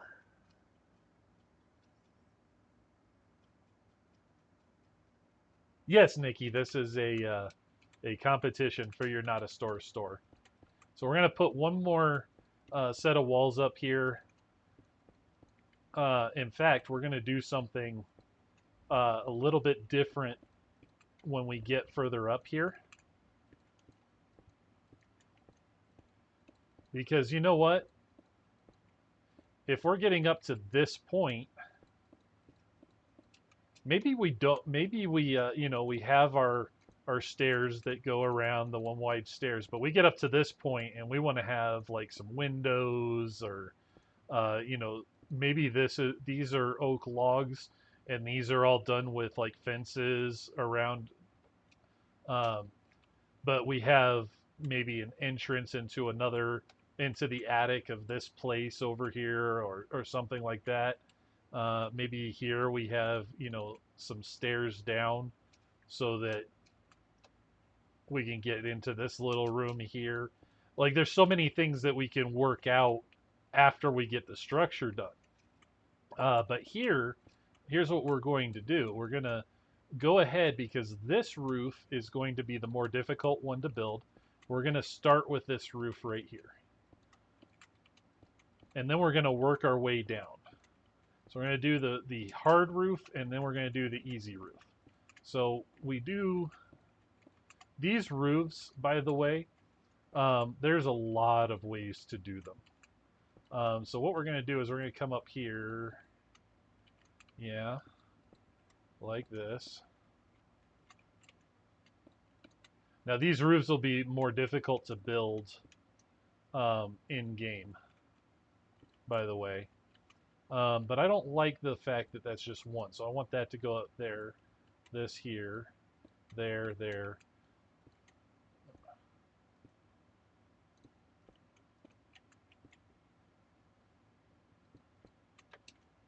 So yeah, that's good. And then we come up here.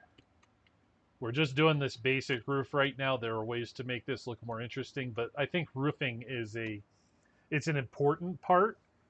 But and actually, Nikki, that is something I would love to do. Um, but we have to discuss as a group um, how we're going to handle that kind of setup. So now we've got a little bit of an issue here. So 1, 2, 3, 4. So this is actually the middle block. I want to take the roof this way, I think. So I want to see where this intersects. Uh, let's see, 1, 2, 3, 4, 5, 6, 7. So that's the middle block. So we're going to take this out. We're just putting in the shape right now. And this is where we start working out, like some detail things. We know that this is going to extend out by 1. So here's the nice thing is to keep this roof nice and even. We can put our block here, and it looks like the roof is intended to be shaped that way. Plus, since we're going to hide some things in here, we can actually bring this back. Now we know this roof is going to start here, but because of this roof joining it,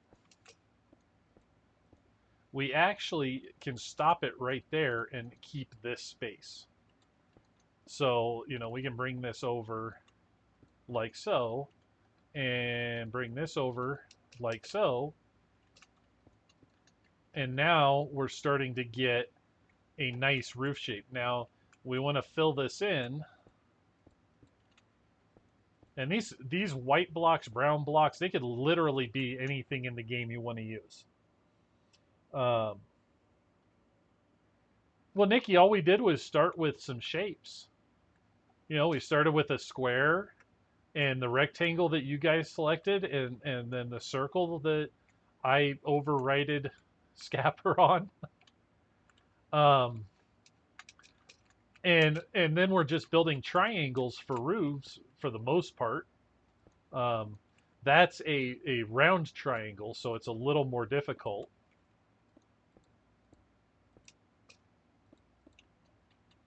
But we ran into a problem here. So what did I do wrong? 1, 2, 3, 4, 5, 6, 7. Oh, how did I do that? So I screwed up one of the walls here. So what we're going to do is to save this. Let's see, this should have been one more block wide, I think. 1, 2, 3, 4, 5, 6, 7, 8. Oh, it should have been one block narrower. That's what it was. Okay. That's an easy fix. We just move the wall over by 1.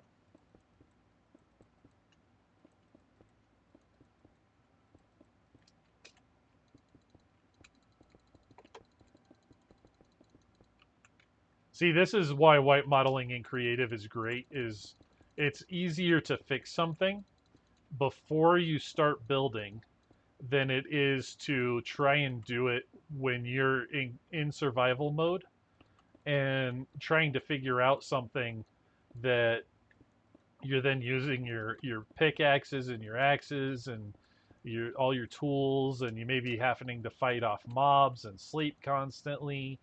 This allows you to sort out issues like, oh yeah, if I build that one block too wide, I actually have to go back and fix it. This gives you the ability to figure out what those issues are beforehand. So we want that, knock those out, knock that out. These are all coming out one block.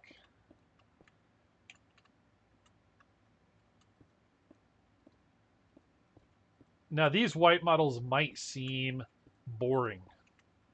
You know, they don't look very interesting, but that's the beauty of them too, is they don't have to look interesting.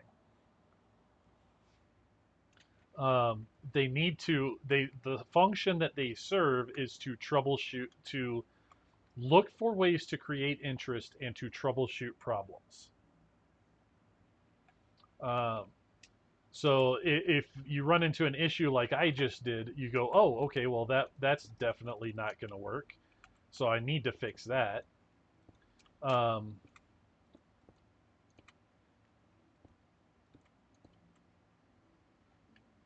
all right, so now we're going to extend our roof here. Now, you know, this is kind of a little bit of a thing. Um, but this is what's, again, great about this is we've got our roofs intersecting, but they don't exactly line up. So you can pick which roof is going to be the one that supersedes and make it look interesting. So, you know, you could say, you know what, I don't like that block there, so I'm not gonna. Or you can do something different with it, but you can decide later on.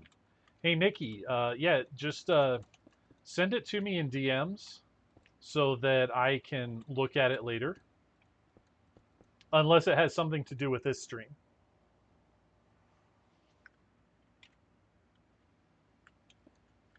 If it has something to do with this stream, I'll definitely, you know, look at it right now. All right, so we're going to finish up this roof. Now, I'm only using basically 4 or 5 colors for this. You could, in your white models, potentially use a lot more colors. Yeah, I mean, if you wanna send me something right now that might apply to this, I'll definitely take a look at it.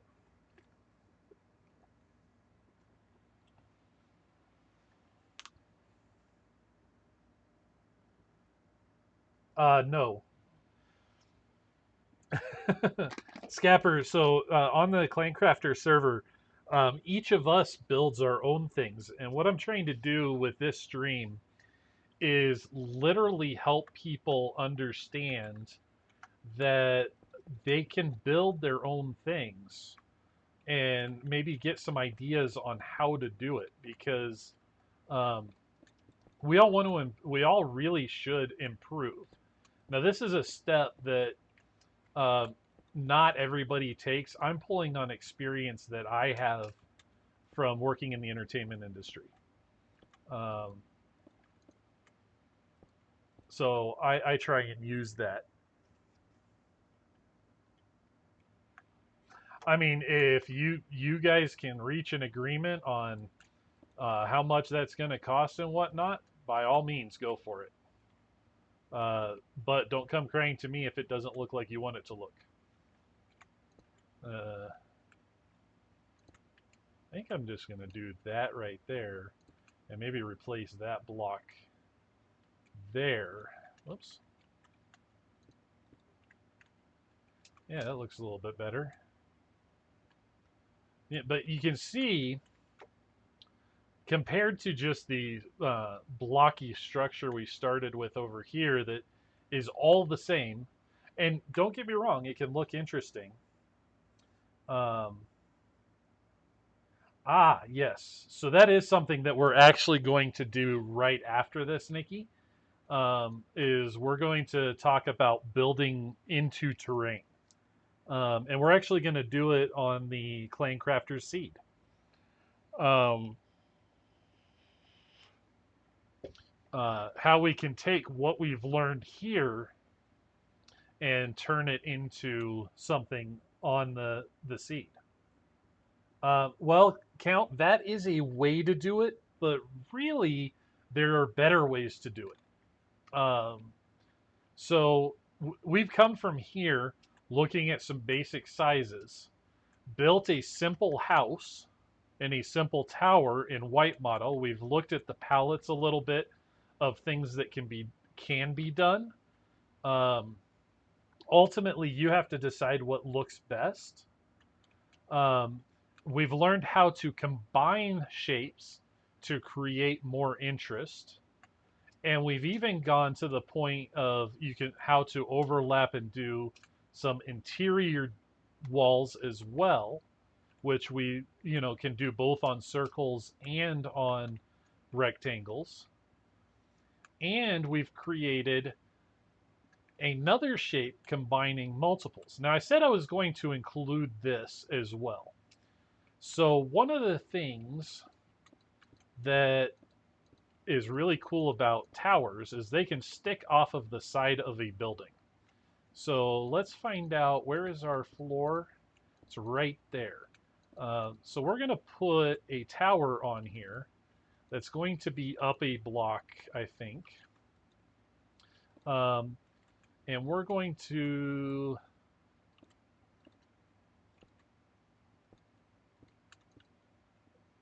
try and make this work. That didn't line up quite right, did it? But I think this will work. Um, so what we can do now, and we'll have to, you have to work out. So the foundation for this guy is going to be something that kind of comes in like this. You have to figure out exactly how to decorate it and everything. Um, but so that is actually the foundation and the floor at the same time. Uh, so I'll put that in there. And we're going to knock that block out, and we're going to replace that, put some wall in here, 3 and 4.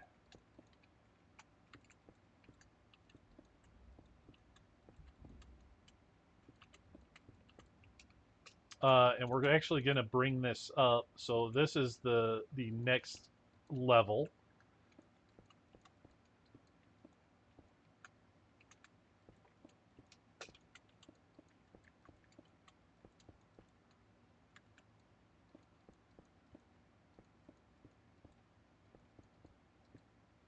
So, this is really starting to get into like fantasy design kind of stuff.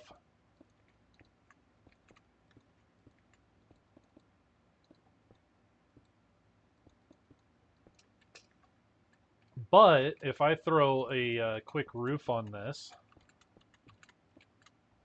and then we're going to step back and take a look at it. Now, again, white models are very boring. They're intended to be boring because they're there to solve problems and look at. How did I do this? Oh, yeah, yeah, yeah, yeah.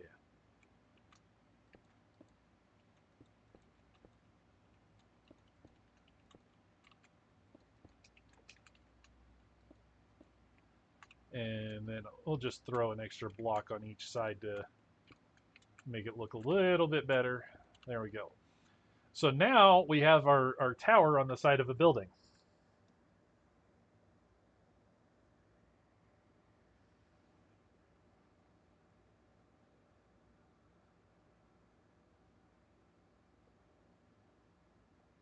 It is possible, but I'm not sure how to do Red Bull's car.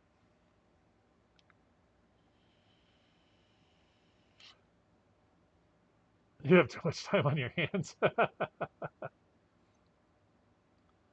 uh,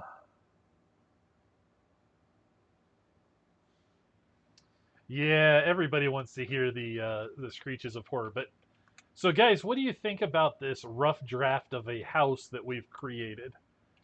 Um, I think personally, once we start putting blocks in and um, start getting some palette into it to make it look interesting, this house could actually be a wonderful thing. What do you guys think?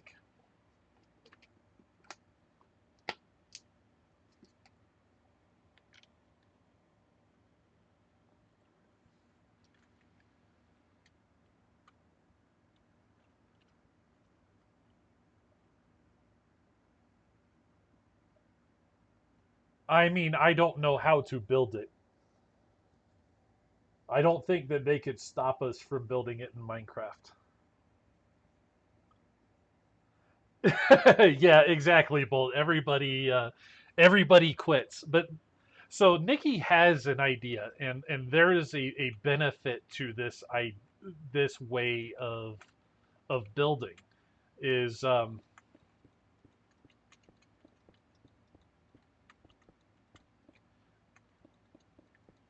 So Nikki's idea is to build something that consists. Now you can change the sizes, Nikki.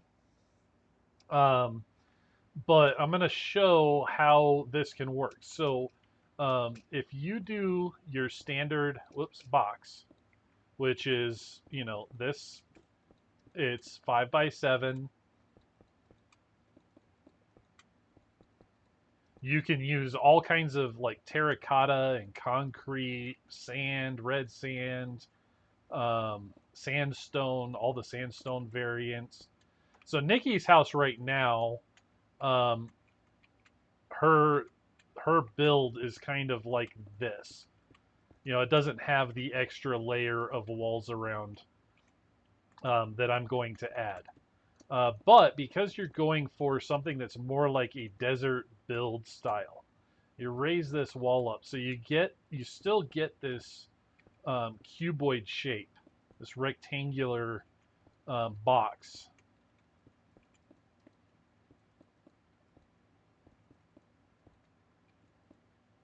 Because you're using um, the same basic shape, and these could be bottom slabs. So like you take your slab and you look towards the bottom of the block, and it could be trap doors, um, things like that.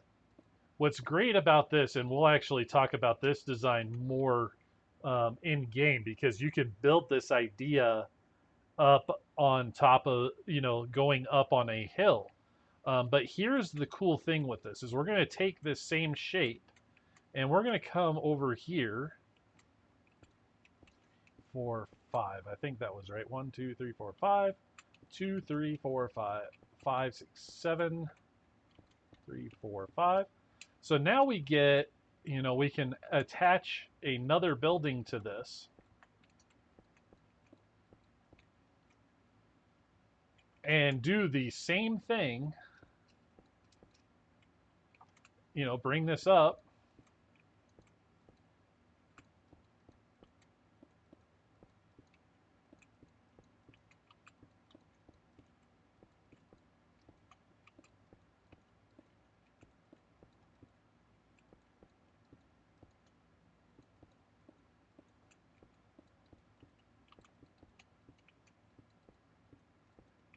So Nikki's house has like a door right here.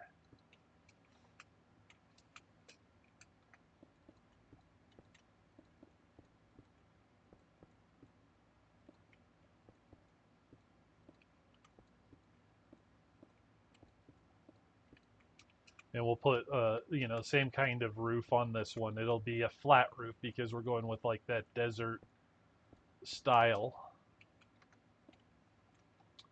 And then you could take like maybe some sandstone walls here, and let's come.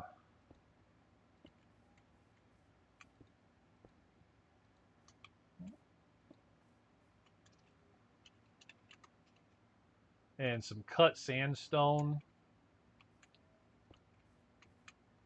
to make this look like it's supported.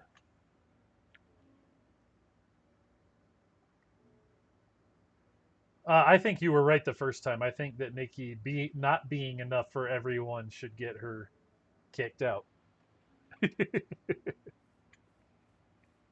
You know, you could go in and put out like a porch here.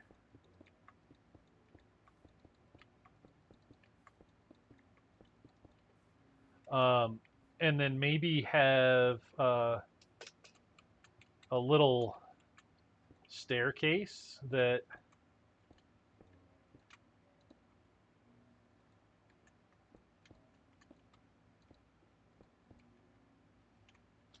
comes up here with a little platform. Let's maybe make this 3 wide so, you know, it's not.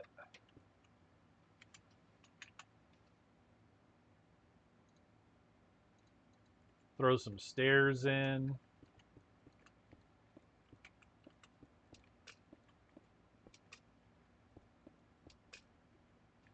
You know, you could do something like this. Actually, we could even.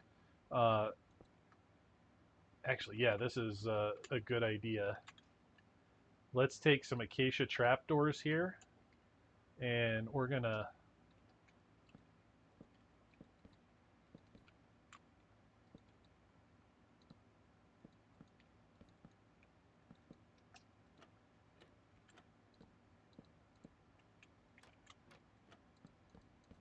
Now you've got a railing going. Yes, so Nikki doesn't fall off. But you know, this is a no, Nikki. You're supposed to take care of my free money. Remember? Um, but you know, we can do stuff like this. Like there's we got this nice little railing going here, and um, we could even like on the stairs.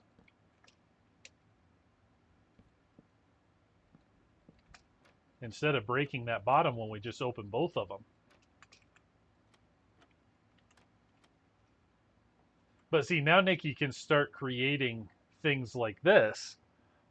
She could put a 2 wide stairway in here and actually bring it right up into the structure if she wanted to. Yeah, you could use fences on the stairs. If I reduce this down like here, um, I could take maybe some stairs here or some fences here and, you know, do this number. Or maybe we take this block and we just bring it out one more and use fences. Like there's a lot of ways to do this kind of thing. Um, and really it comes down to Nikki. Count, that's not what this stream is about. Not at all.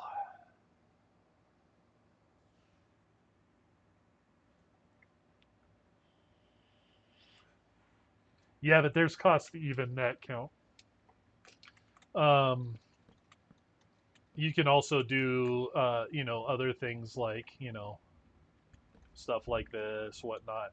Like there's a ton of ways to do railings and such, but the idea is that she can literally build all of these different structures. No, Scaper, this is not speed running the building of houses. This is all about white modeling and trying to figure out how you want to build your house so it looks the best. That's really what this stream is all about. Now, having done this, I'm actually going to save and quit. I'm going to go in single player, and I have the Clan Crafter seed here. And as you can see here, you know, this is actually the area. where we've got all of our farms right here. I've built a house over here, but we're going to, I'm going to remove all of this stuff. I'm going to grab my different concretes, my white, my light gray, my green, and my brown. I'm not going to worry about the inside walls right now, but we're going to pick a difficult spot to work with. And actually, uh,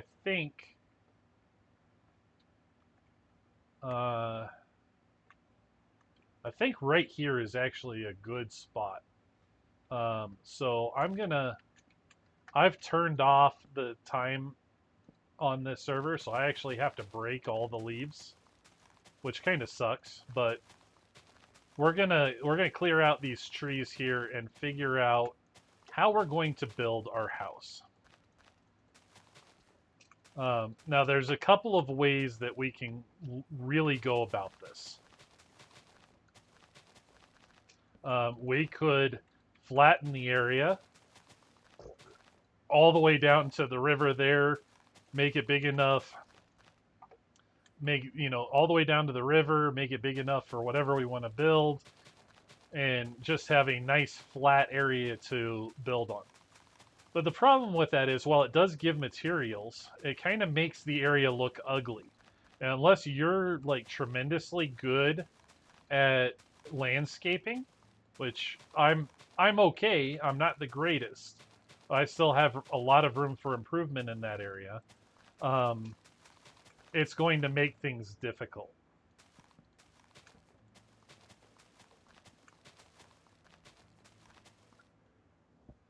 Fleur, you need to keep that stroking off of stream. You know, that's something you do in private. We're gonna just take out a couple more trees here, and then I'm gonna show you another way. Um, you could build the base as, just floating in the air. But let's see here. So we've got this area. Now, this top layer, we're just going to clear it out because we do want a little bit more space.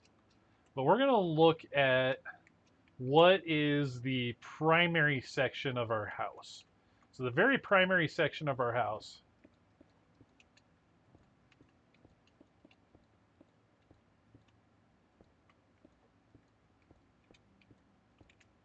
is shaped like this. It's a 7x9. And it's really the base function of our house. Now, we could do a lot of things here, but one of the things that's nice when you are building like this is to go in and start looking around for, the dirt underneath, remove that, start filling in air gaps, and making the house look like it belongs where we are placing it. So, we could leave this, but then it looks like um, I did say that is an option, Scaper, but what we want to do is kind of incorporate this into the hill that we're already on. So our floor can go at any level here. Like, we could put our floor here, or we could put our floor here, which is what I'm going to do. I'm going to just go ahead and put our floor right here. Happy little floors, as Bob Ross might say.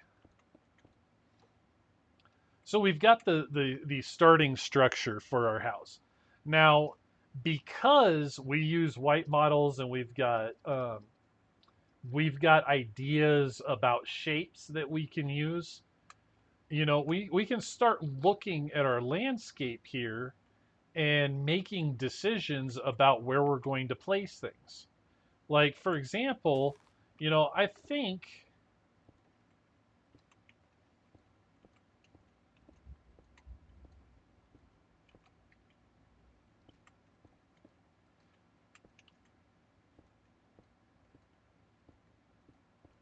let's put our little tower right here. You know, this seems like a good place. It seems like it would fit. This is actually going to end up being our floor for this level. And we can work out details about how we connect and stuff like that all later. But let's just put our floor in here. And then we're going to build this down just like we did with our house to make it look like it fits in. This is not right. That should not be 4. That should be like that. So what we could do here, we could do a number of different things, but for the sake of the building that we're doing, I'm just gonna knock that out, and we're gonna fill in here, and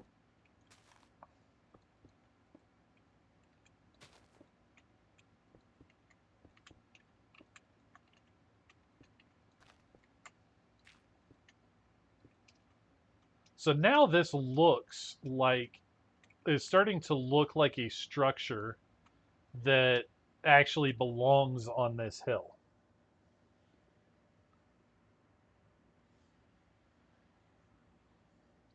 So Nikki, is this something that you were asking about? Like, how could we incorporate a structure into an existing landscape?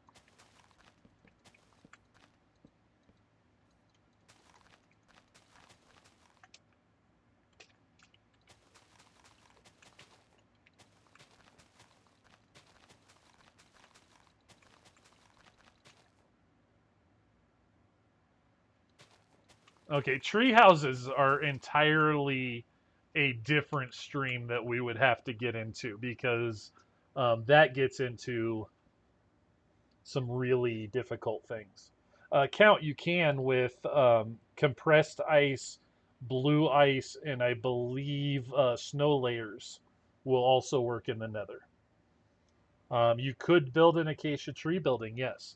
But here's the thing really, no matter what you're building, if you start with a white model of the structure, you can get a really good idea of how it's going to fit and be able to work with what you want to build.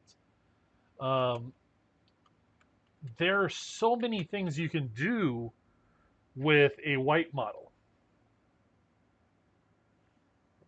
But yes, doing tree houses, well, not exactly. And I'll show you why. Let's go back to our not here. Let's go back to our design world. So I'm gonna grab. If you're gonna do a treehouse, spruce, jungle, and dark oak are usually a good start. But I typically go for jungle just because it's going to be the easiest. Yes. Well, we'll explain white model for tree houses. Um, let's get some bone meal because the tree won't grow on its own. So you could literally do a tree house out of something like a jungle tree. But what you're gonna want is to make your tree. First of all, with a tree house, typically you're going to have more than one tree involved because you're going to want to do some fun stuff with it. And this one won't grow because of that one. Let's try this again over here.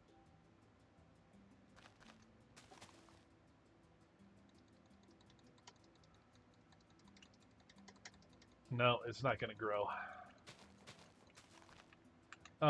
Let's try a little bit further away. There we go. So you can get great big jungle trees, and you may have to work at it a little bit. But what you can do is you can um, take your blocks, like floor blocks, and start getting an idea of where you might want maybe say a platform. Now, what this is not going to do for you is it's not going to give you what your structure underneath is. This is stuff that you would probably want to look at later. But what you can do is, say you have a platform here, and then you want to come across to this other tree over here.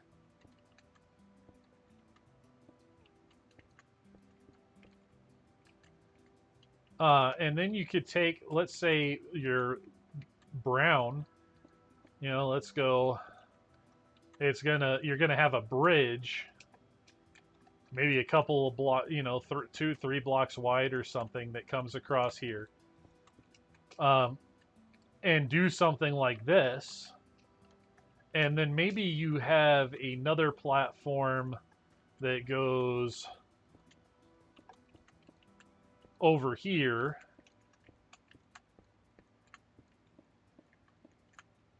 like so, and maybe you put some stairs going up or something like that. And then the reason why I grabbed these grass blocks is because you could um, take out part of your platform, put these down, put some bone meal in, or put your saplings in, and potentially grow another tree. But there are some rules to how these will grow, and it's not always easiest to do. You can also, if you come up all the way to the top of your tree, find out where the center of it is and place your blocks here.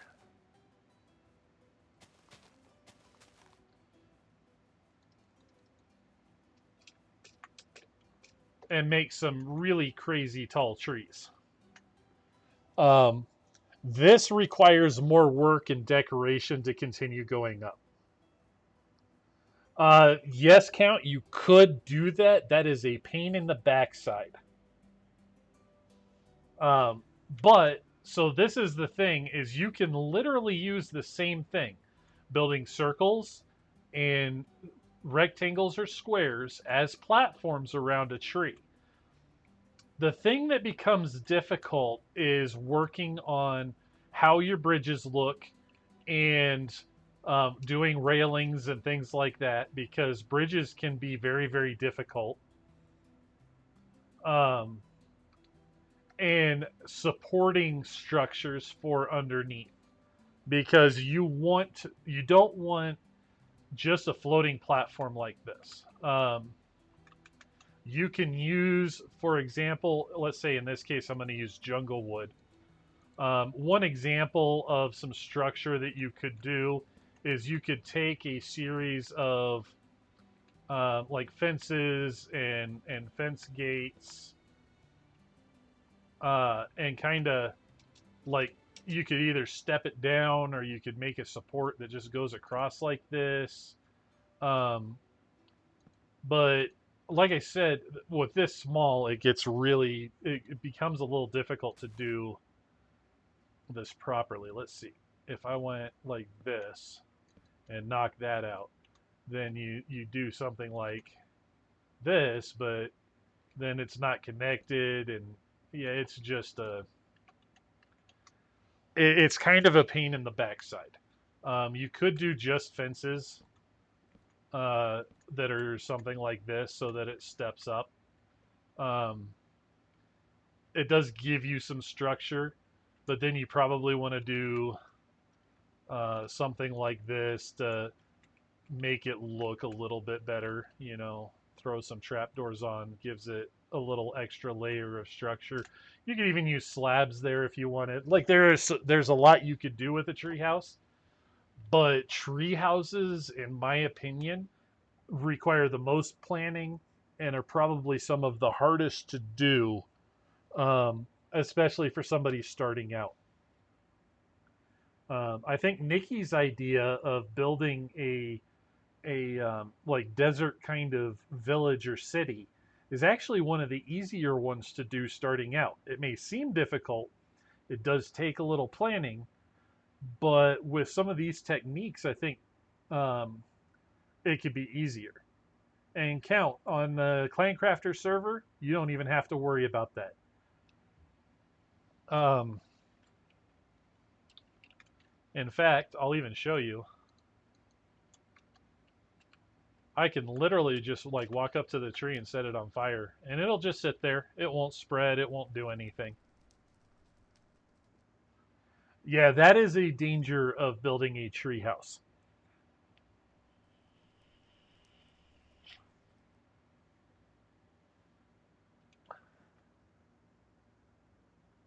Actually, Nikki, you could put fire anytime you want. The fires won't spread. It won't burn anything down, so you don't have to worry about any of that. I didn't want um, I didn't want people to worry about that because it can really get nasty. Like I have seen people burn down whole jungles, literally burn down whole jungles, and it causes massive lag when something like that happens. So yeah, we're definitely not going to deal with that.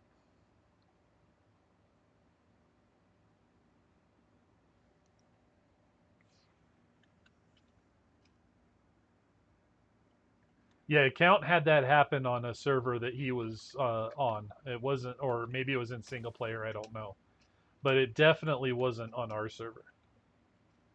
So yes, tree houses can be built. You can stack trees on top of trees. That is a possibility. Um, you can use white modeling to figure out bridges and platforms and things. But I always recommend using 2x2 trees just because they tend to be taller. I probably wouldn't use dark oak that much unless you're going to be doing a sophisticated, like dark oak stacked tree kind of build. But you also have to be careful with how you get the trees where they are. For example, if I really wanted to do this and I brought this out, like say over here, I might be able to make this work here. Oh, let's grab my jungle saplings back. Uh, let's see if this will work here because it does have, it should have enough sky access. Yeah. So you can do stuff like this, but then you're going to want to go in, and take all this stuff out and then find a way to, like connect this up.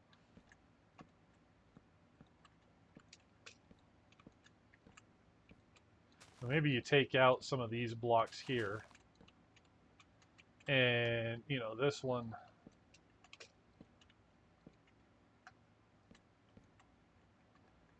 So, then you've got to really kind of decorate this up in such a way that it looks like it's supposed to be like that, which can also be very hard to do.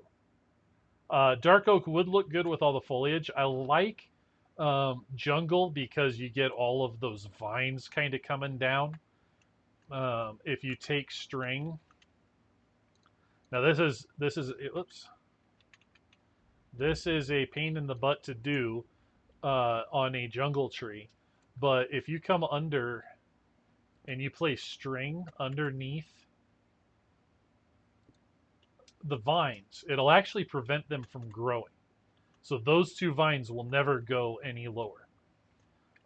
So for a decorative build where you're going to be working on something like this, you can very honestly work on a way to prevent those vines from growing. And you can use different wood textures. For jungle, I would probably kind of stick with jungle wood, maybe some oak, and maybe some acacia, because those kind of have a little bit of reddish color in them. Or spruce might also look good in place of oak. But I probably would avoid dark oak because it gets a little too dark. But that's just me. I mean, you guys can experiment around with colors and setting up palettes of what you would like to do. Um, yeah, you could use dark oak and blocks of coal. In fact, I let me grab my general palette here. So I have a general starter palette that I like to use a lot, and this palette is generally Um,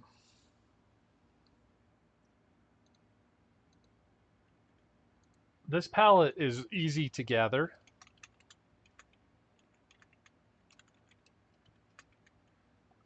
which makes it very nice for building things.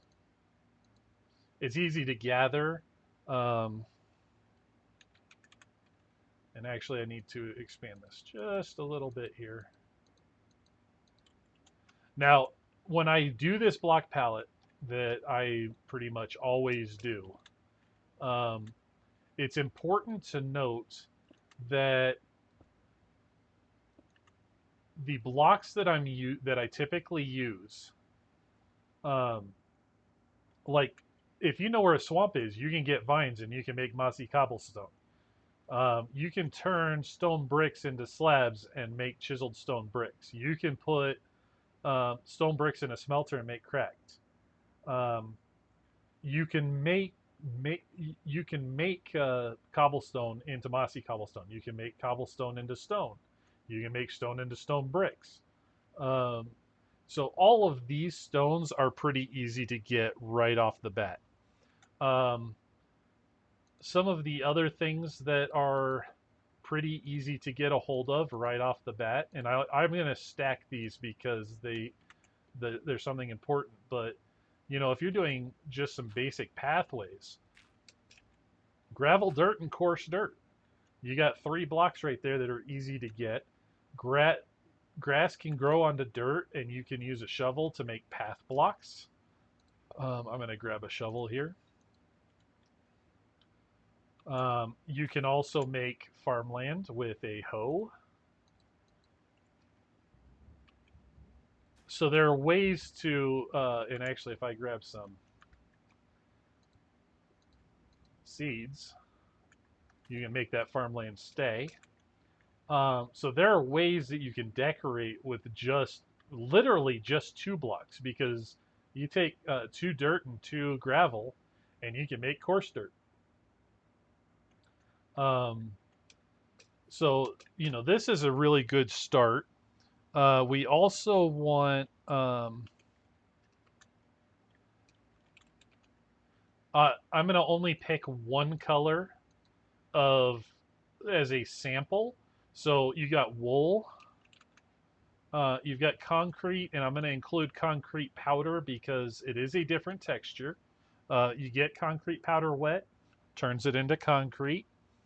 Uh, Now, I typically just grab simple terracotta for this, but I'm going to continue expanding my block palette here. So we're going to do, this is concrete and concrete here, white concrete here. This is wool. This is just plain terracotta, but we could grab white terracotta. Um, but we also have sand and sandstone, chiseled sandstone, cut sandstone, which I'm just going to stack this up because you can see that. And then there's, the red variant. There is also the smooth variants of sandstone, um, which I forgot to grab those. That's sand. Where's this? That smooth sandstone and smooth red sandstone. So you can see. By the way, if you don't know, you can find this um, red sand, red sandstone in mesas. That's pretty much where you find that. So you can see you have a lot of blocks. Yes, you have creeper face. You also have wither sandstone. Um, but I'm going to continue with my palette selection here because there's some other blocks that we can use as well. Um, and these are, again, pretty easy to gather. Obsidian, nether bricks, which you can also have the variants of cracked nether bricks and chiseled nether bricks. If you are able to get a hold of nether wart, You can also get the red variants, but that's a little harder to get early on in the game. Um, it can be fairly easy to get soul soil and soul sand. And so now you end up with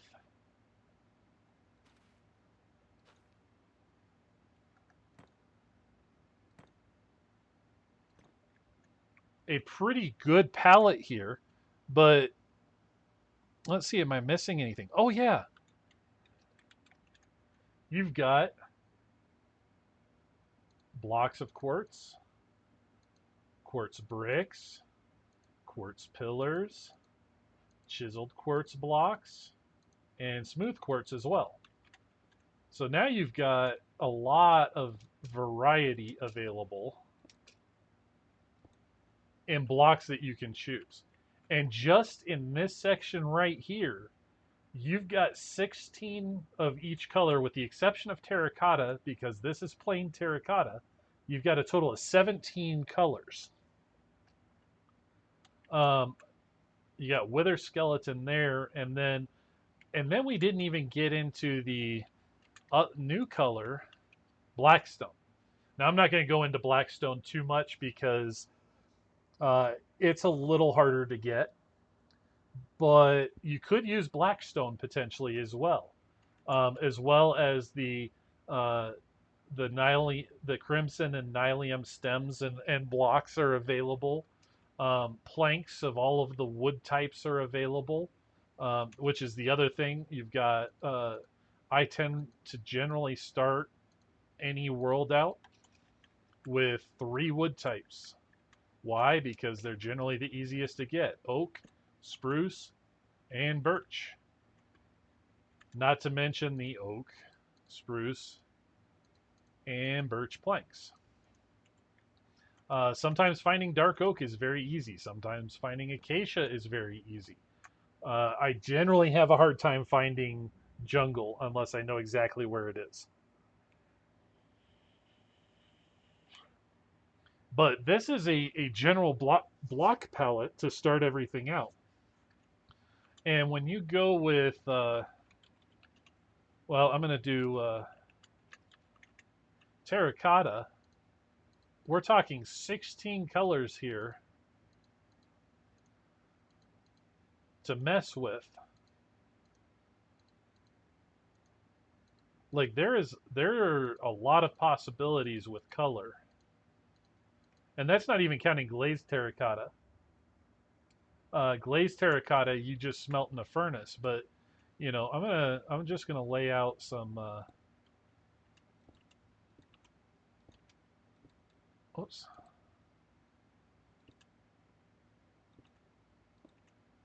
colors so you guys can see.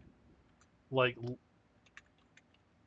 terracotta is probably one of the worst color choices in some cases, and the best color choices in others. Um, for example, green, brown, black. Those are some of the, in my opinion, some of the best colors. Oops.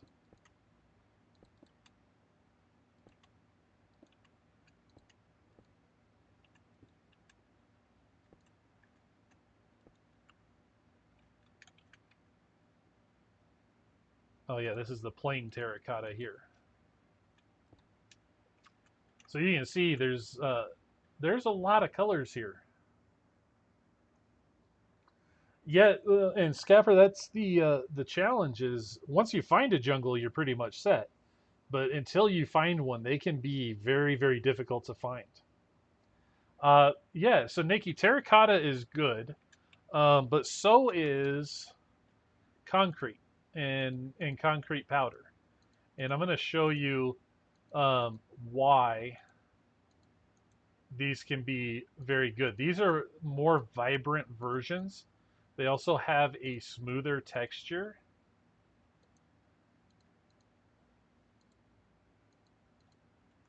But there's one fewer color.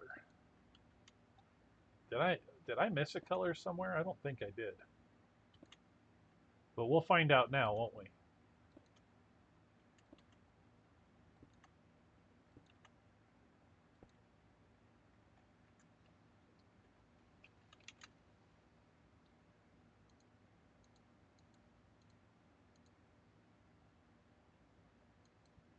Oh, the colors are in different order.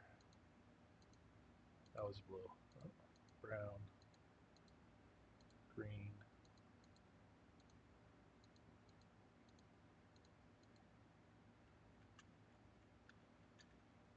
So we got white, white, orange, orange. Yeah, so this is right. Um, what? Oh, I made a mistake. Okay, I see.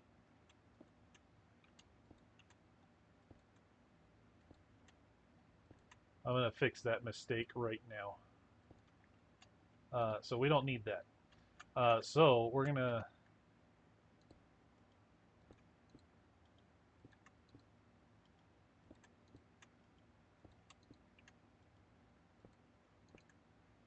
So we properly reflect the colors here.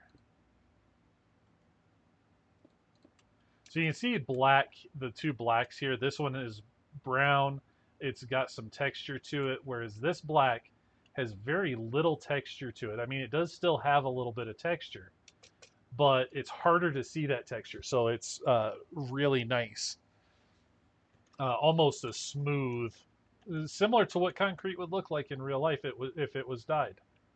Um, so this is nice because it can give you some additional color and texture.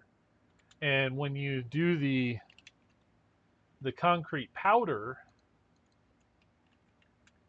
you can see a noticeable difference, and it can add even more texture to what you're doing. You use the whites here with um, the quartz, the nether quartz blocks that you have over there. You can do some pretty nice stuff.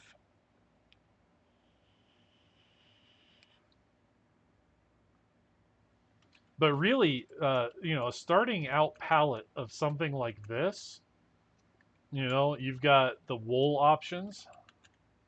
You can see right here. I think all of this gives a really good way to, just with these blocks. I'm not even counting all of the variants because, there are a lot of variants.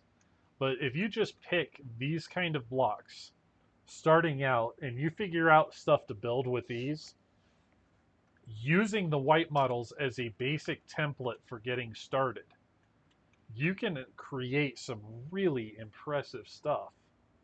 But this is really just about planning. The more you plan your builds, the easier it's going to be to know what you need to gather.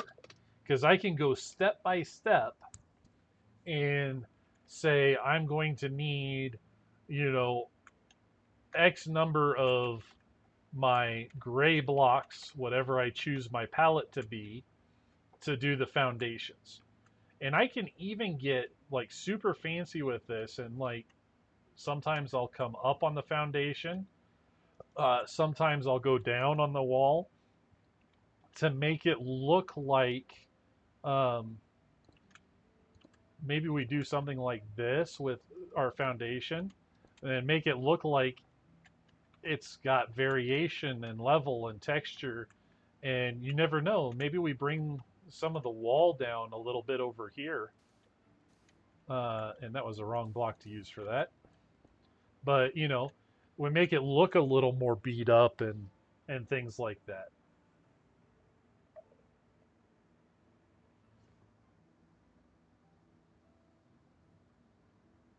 Well, see, here's the thing. Um,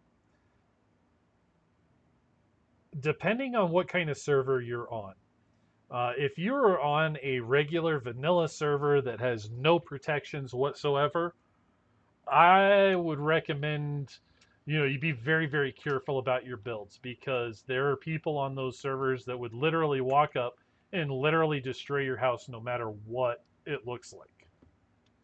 Um, so those kind of situations, or even like faction servers, or anywhere where PvP is a major thing, and that really changes the game a lot in how you play. But if you're doing something on a survival world where you're working together with people and there's protections in place, like maybe land claim, or on a private server like Clancrafters, where we're all friends and we all, pretty much work together to have fun.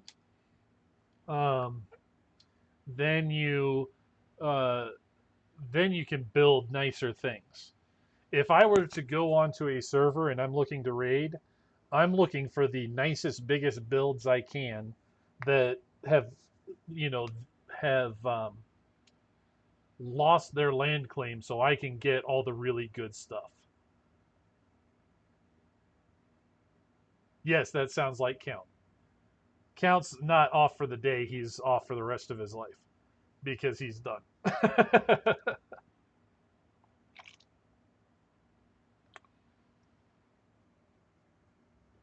Like we could PvP on Clan Crafters if we wanted to, and we've done a little bit of playful taps back and forth. And player head drops uh, are a thing.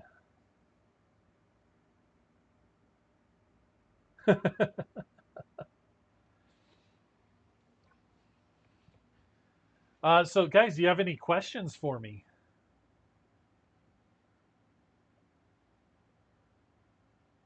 Anything that you might want to see? I am not a college professor. No. Did I talk too long? Is that what you're saying? I was boring.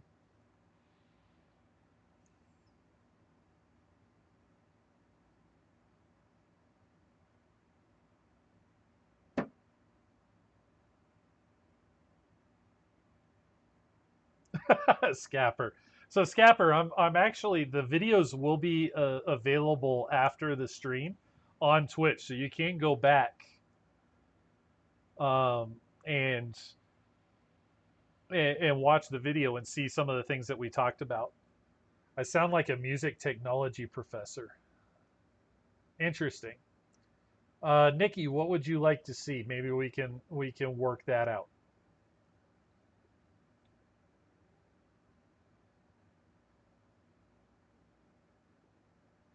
Oh, that's super simple. So you want two towers, right? Well, we've already got one right here. Um, but let's do a bigger tower this time. Let's take the 7 tower. Okay. So we're going to do our 7 tower.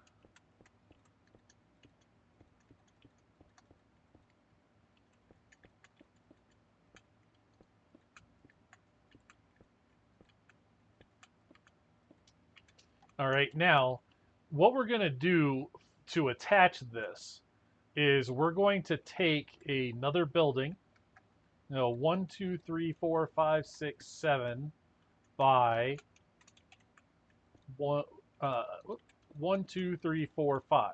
So we're going to do a 7, and actually that's wrong. We're going to attach the 2 towers with this building. But that means we need to make sure that we go 2, 3, 4, 5, 6, 7. Right?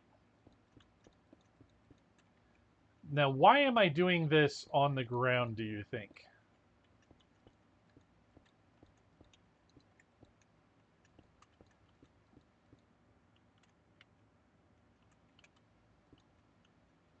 Oh, yeah, we're going to do that. But this is actually the bridge, Nikki. So I want to get an idea of where this is going to be. Now, because we're fancy people, 1, 2, 3, 4, 5, 6. We're going to go 7 here. 9. So this is going to be a 7 by 9 house with a tower, a bridge, and another tower, right? So what we'll do is we're going to bring the house up here. We're going to put our floor in here.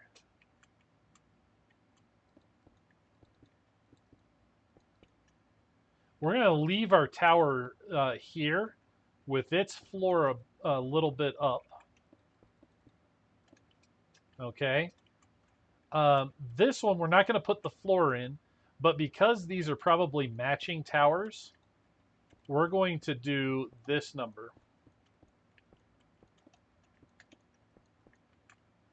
So we'll put the floors at the same level. Now, we could change this up a number of different ways, but we're just going to do the basic right now. Again, working with white models is a great way to test these things out. So you can get an idea of what is it that this is actually going to look like.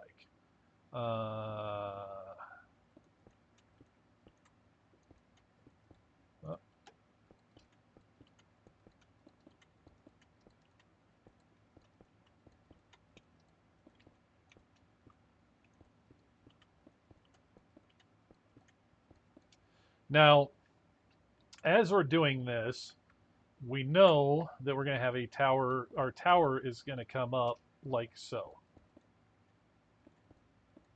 So I'm gonna skip over a few things. Like I'm not going to fill in the floors specifically,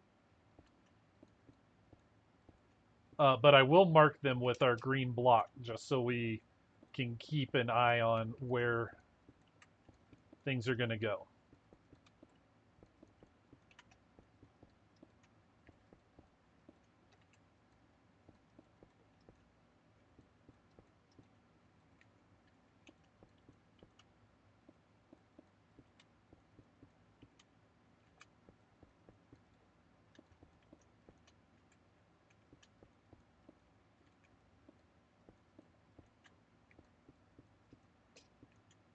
Now,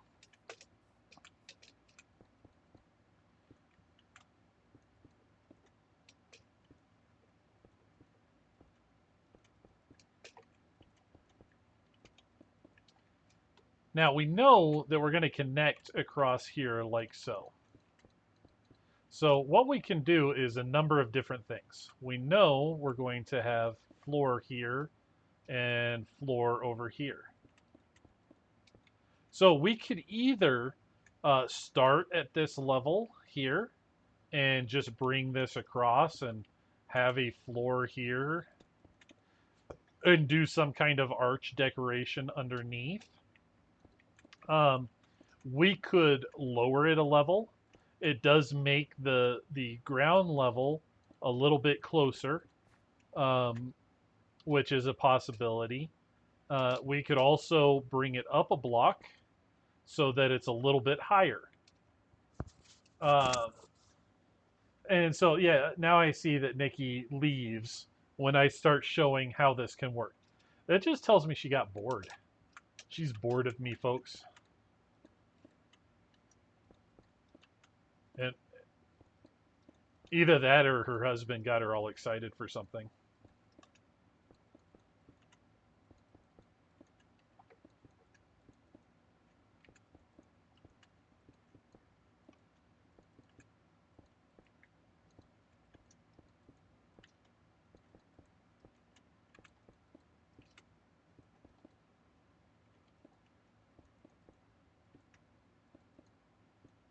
So I'm just going to place blocks until Nikki gets back here.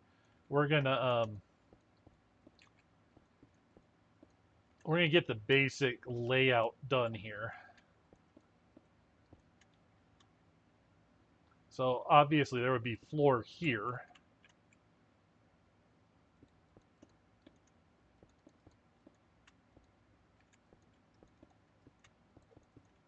The reason I'm not really filling in floors, no worries, is because it does take some time and it's kind of boring. So, Nikki, what I was saying is there's really three options. We know that we're going to bring our bridge across like this, and we've got our two towers started here. But we really have some options. Like we can have the floor at this level, we could have the floor at this level, or we could bring the floor down one. The nice thing is, no matter where we put it, we can literally, just bring it across, and then we could come in later with some kind of like decoration block and make like an archway that goes across. So now you have some support to it. It looks nice. It'll be arched. You'll have your floor up here.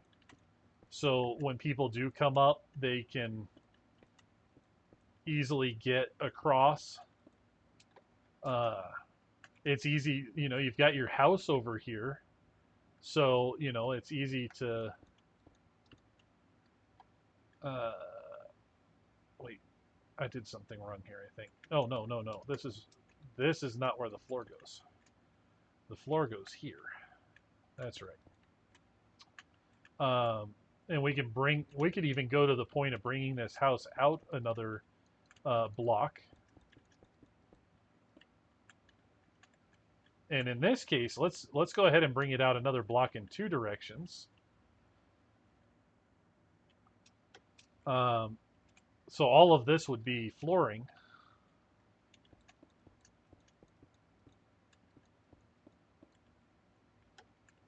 Like so.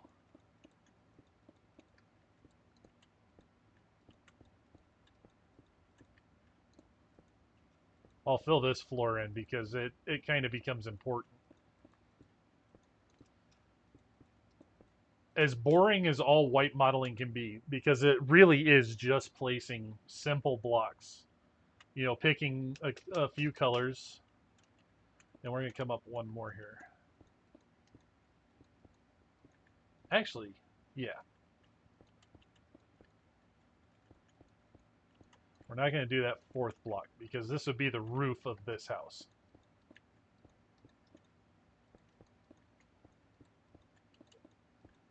See, there's also another advantage to doing white models like this, is you can now come in and see space. For example, we're going to pick red for this, but you could come in here and say, okay, this is going to be a separate room. And then we're going to come around, that's going to be a hallway that comes over here. And I'm going to have a closet right there. And then this is going to be my bedroom. This is going to have the stairway. You can actually divide off the rooms. And yes, it does. When you get in to the rooms, it might make things a little more cramped when you're walking through, but it allows you to decorate room by room instead of always having a big space to decorate. Good example over here. Let's say this is our house. We put our door right here so that we can come in. And there's all of there's all of this space here. But say we want to have a stairway down. So we put in, a wall here that separates this room from this room. And let's say that, no, that was a bad idea. Let's close that off. And then, we've got our tower here that brings us up to the second level, which we enter through right here. So we knock that out and we have a little step down to this area. We want to close that off. And we can open this up a little bit so we have a little more space, but now we've got a room here. I'm going to grab some lanterns so I can light up the inside of this. Let's see, we've got this space here, but, instead of being open, we put a wall here.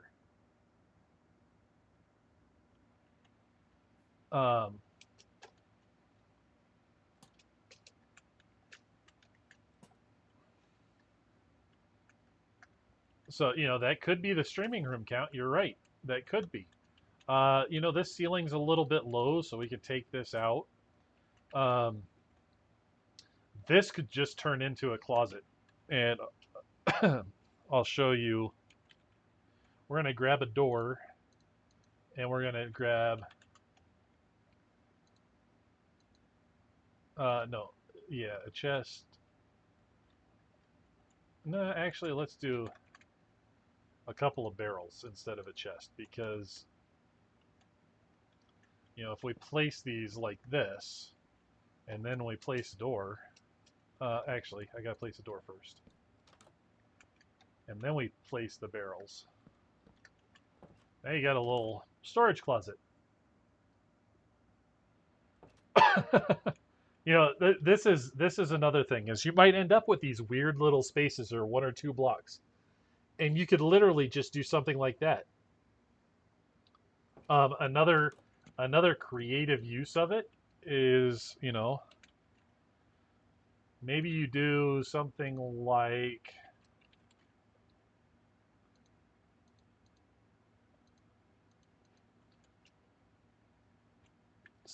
this.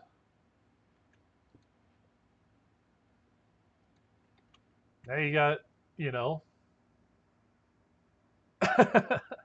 no more shoes.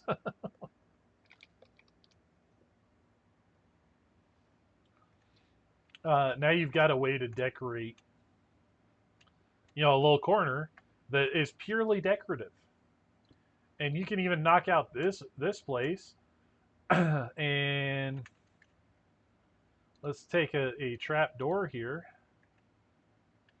and maybe we put the trap door on here, and put we can put another flower pot on it with another flower in it, and have it look nice.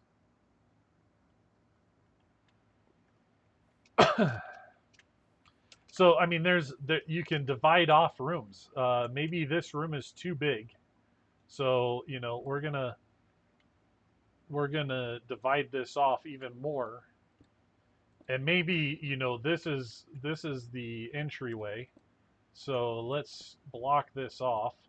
We'll put a door here, and maybe back here is the bathroom. So here's the bathroom. This is your little entryway. Maybe this is where your living room is. Your kitchen could be down here, or maybe this is too big for your kitchen, and we do something like this, and now we have a pantry and a kitchen. See, there's a lot of stuff. Scapper, thank you for being here. But there's a lot of things that can be done, and it starts getting into little details that will make the big difference in the long run. But I'm going to definitely do that another stream. But white modeling can help here too. Since we're only coming up, 3 blocks there, we've got our floor here. So we would probably have like some kind of entrance like right here or on this side. And then there would be another one like down here. You see like that. You'd probably even have like the entrance to your house here. But then this can go up.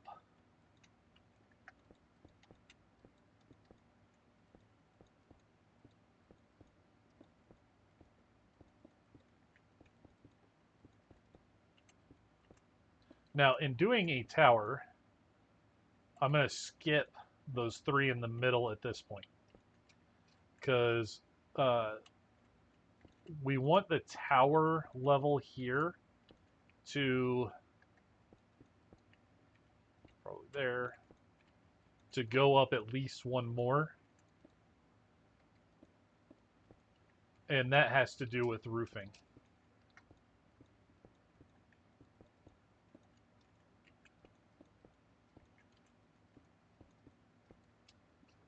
Make sure I get this marked here so I don't lose track. All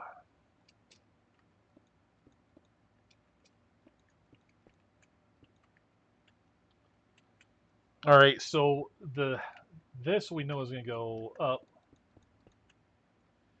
What we're probably going to have is just like a door, like so we can level that off. But here is where the important part starts coming in. Let me finish off this section. Oops.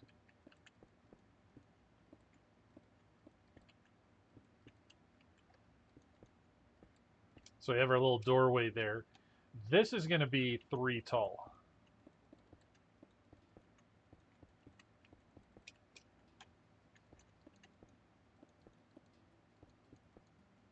And we can do all kinds of stuff like put windows in, stuff like that.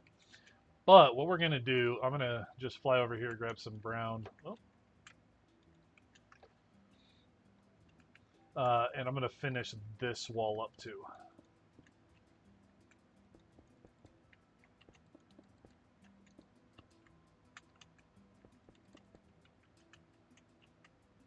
And then we're going to take our brown here. And what we're going to do is we know that this is going to go up another level, right? So, we've got another floor going here. So we've got 3 in between every floor. And we know that this is going to go up at least 3 more.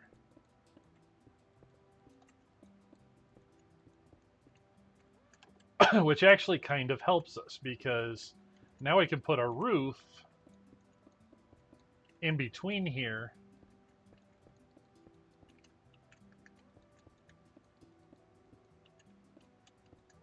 And make it look like it's integrated into the build. Because again, we're going to have floor here. And then we go up 3.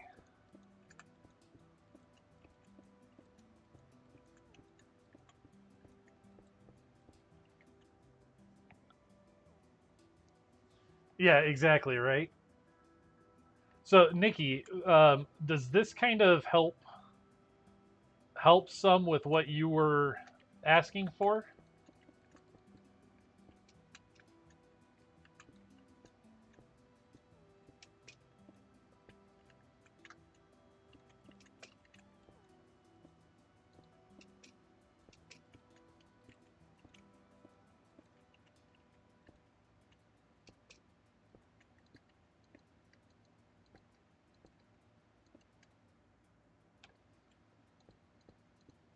Now, I'm going to get a little bit fancier here because here's one thing when it gets to large roofs. So I'm going to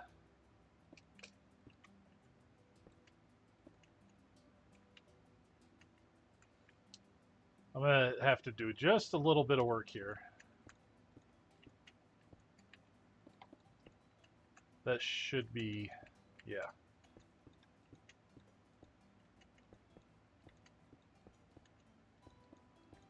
This should be good. So I'm gonna build this roof out a little bit. Like this side's gonna be pretty easy.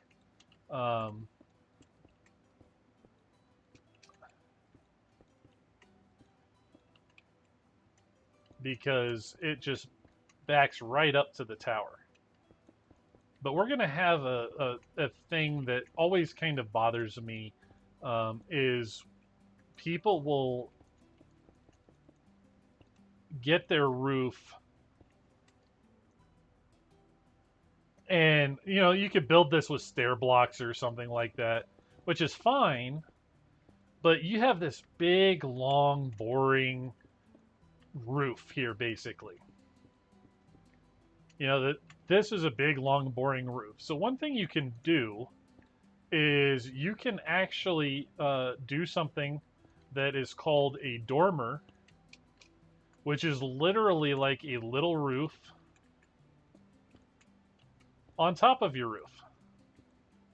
It could be 1 block tall, it could be 2 blocks tall, and you literally just cut it into your roof. Oops. And by doing something like this, like we'll take that block out and we'll make it a white block right up to there. So you've got your double thickness. But doing something like this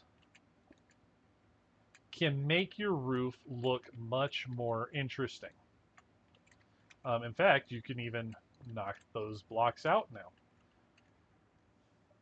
So dormers are a great way, and when using stair blocks, you can actually do some little creative things to make them look really interesting. You can also add a chimney to make, but that starts getting into more detail kind of stuff. We're generally, when I'm talking about these white models, I'm generally talking about broad strokes. So when people start with a painting, you want to get the landscape, you start with broad strokes, washes of color that get you the basic feeling for what you're trying to accomplish. Maybe you're painting the sky with the combinations of blues and whites, just broad strokes. And that's what these white models are. The extra stuff, the stairs, the actual blocks, the fences, the fence gates, all of this other stuff is detail work. I'm going to add a splattered count to the wall for more detail.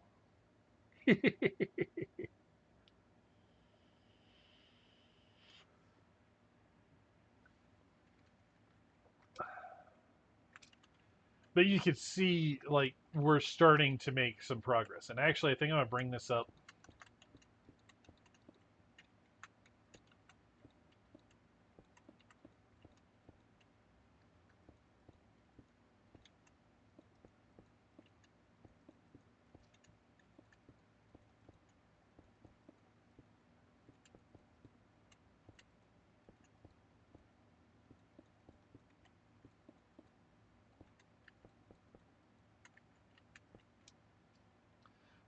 So here's some other things that you can do.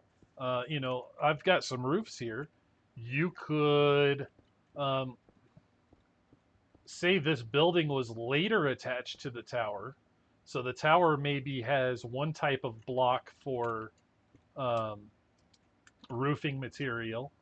Maybe the bridgeway here, and actually this is too high. This should go down. Maybe this was, maybe the two towers were built at one point in time, and then this bridge was added later, and then this house was added even later. So you've got one type of roof, a more advanced type of roof here. Maybe this one's even different. Just as different ways of adding more contrast.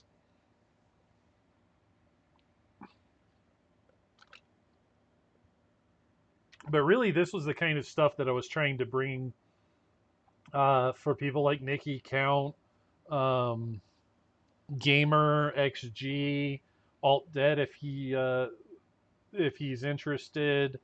Um, just the people that have been joining the Clancrafter server to try and give some ways, some things that you can do that can actually make a huge difference. In fact, believe it or not, if we're using towers like this and we're using these plans, we can even make walls for like a castle or a keep um, by white modeling the whole thing and then going back and figuring out details later. Um, it's just a good way to get started because I think the hardest thing ever when building, and this is where I struggled the most, was knowing where to start.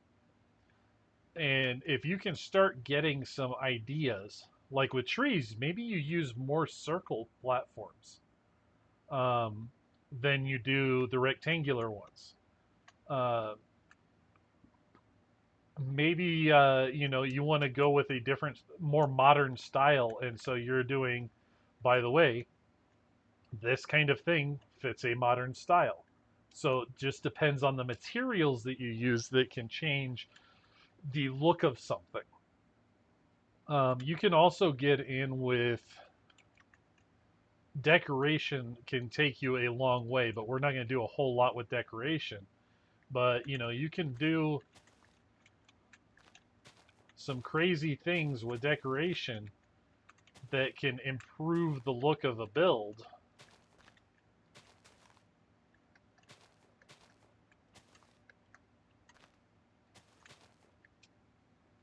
just by adding some leaf blocks. There are a lot of options that I think go into this, and I would really like to see what some people can come up with if they use white models, because you've got basic shapes. You can elongate or widen and combine those shapes to create interesting houses, or even use the same shape repeatedly to come up with some interesting things as well.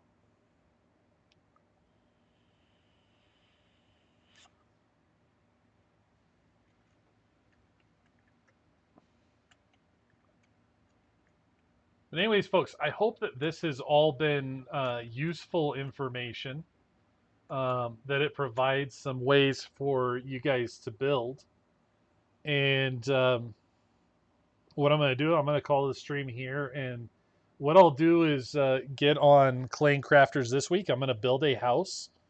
I'm going to use the ideas that I've shown here to create something more interesting than I would have before, and than what I had originally planned. Because what I had originally planned was really the simple, basic shape like this, only smaller, um, and see what we can come up with.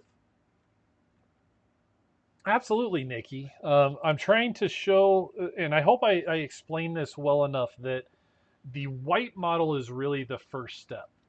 Get your ideas for what you want. You want towers? Towers can be, rectangular or circular, but circular is certainly more interesting for a tower.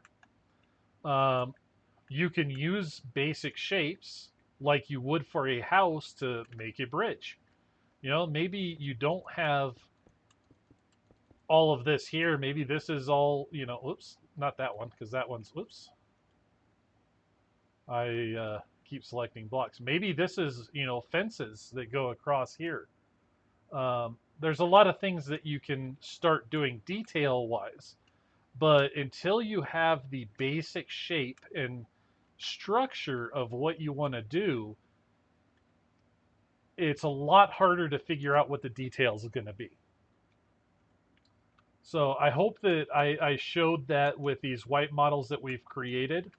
And actually, one of the things I plan on doing during this week is getting through and actually building my own white model to build my own structure to have a nice house for you guys to see and maybe come and visit.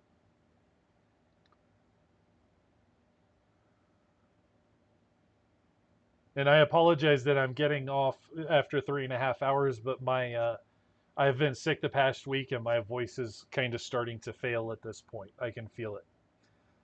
So I want to thank everybody for coming out. Hope you have a great day. If you have any questions, my Discord link is right there in chat right now. You can go ahead and join the Discord. Send me a DM. I'll be glad to answer questions as best I can. Um, and I will see you guys next time. Thanks for coming out. Bye.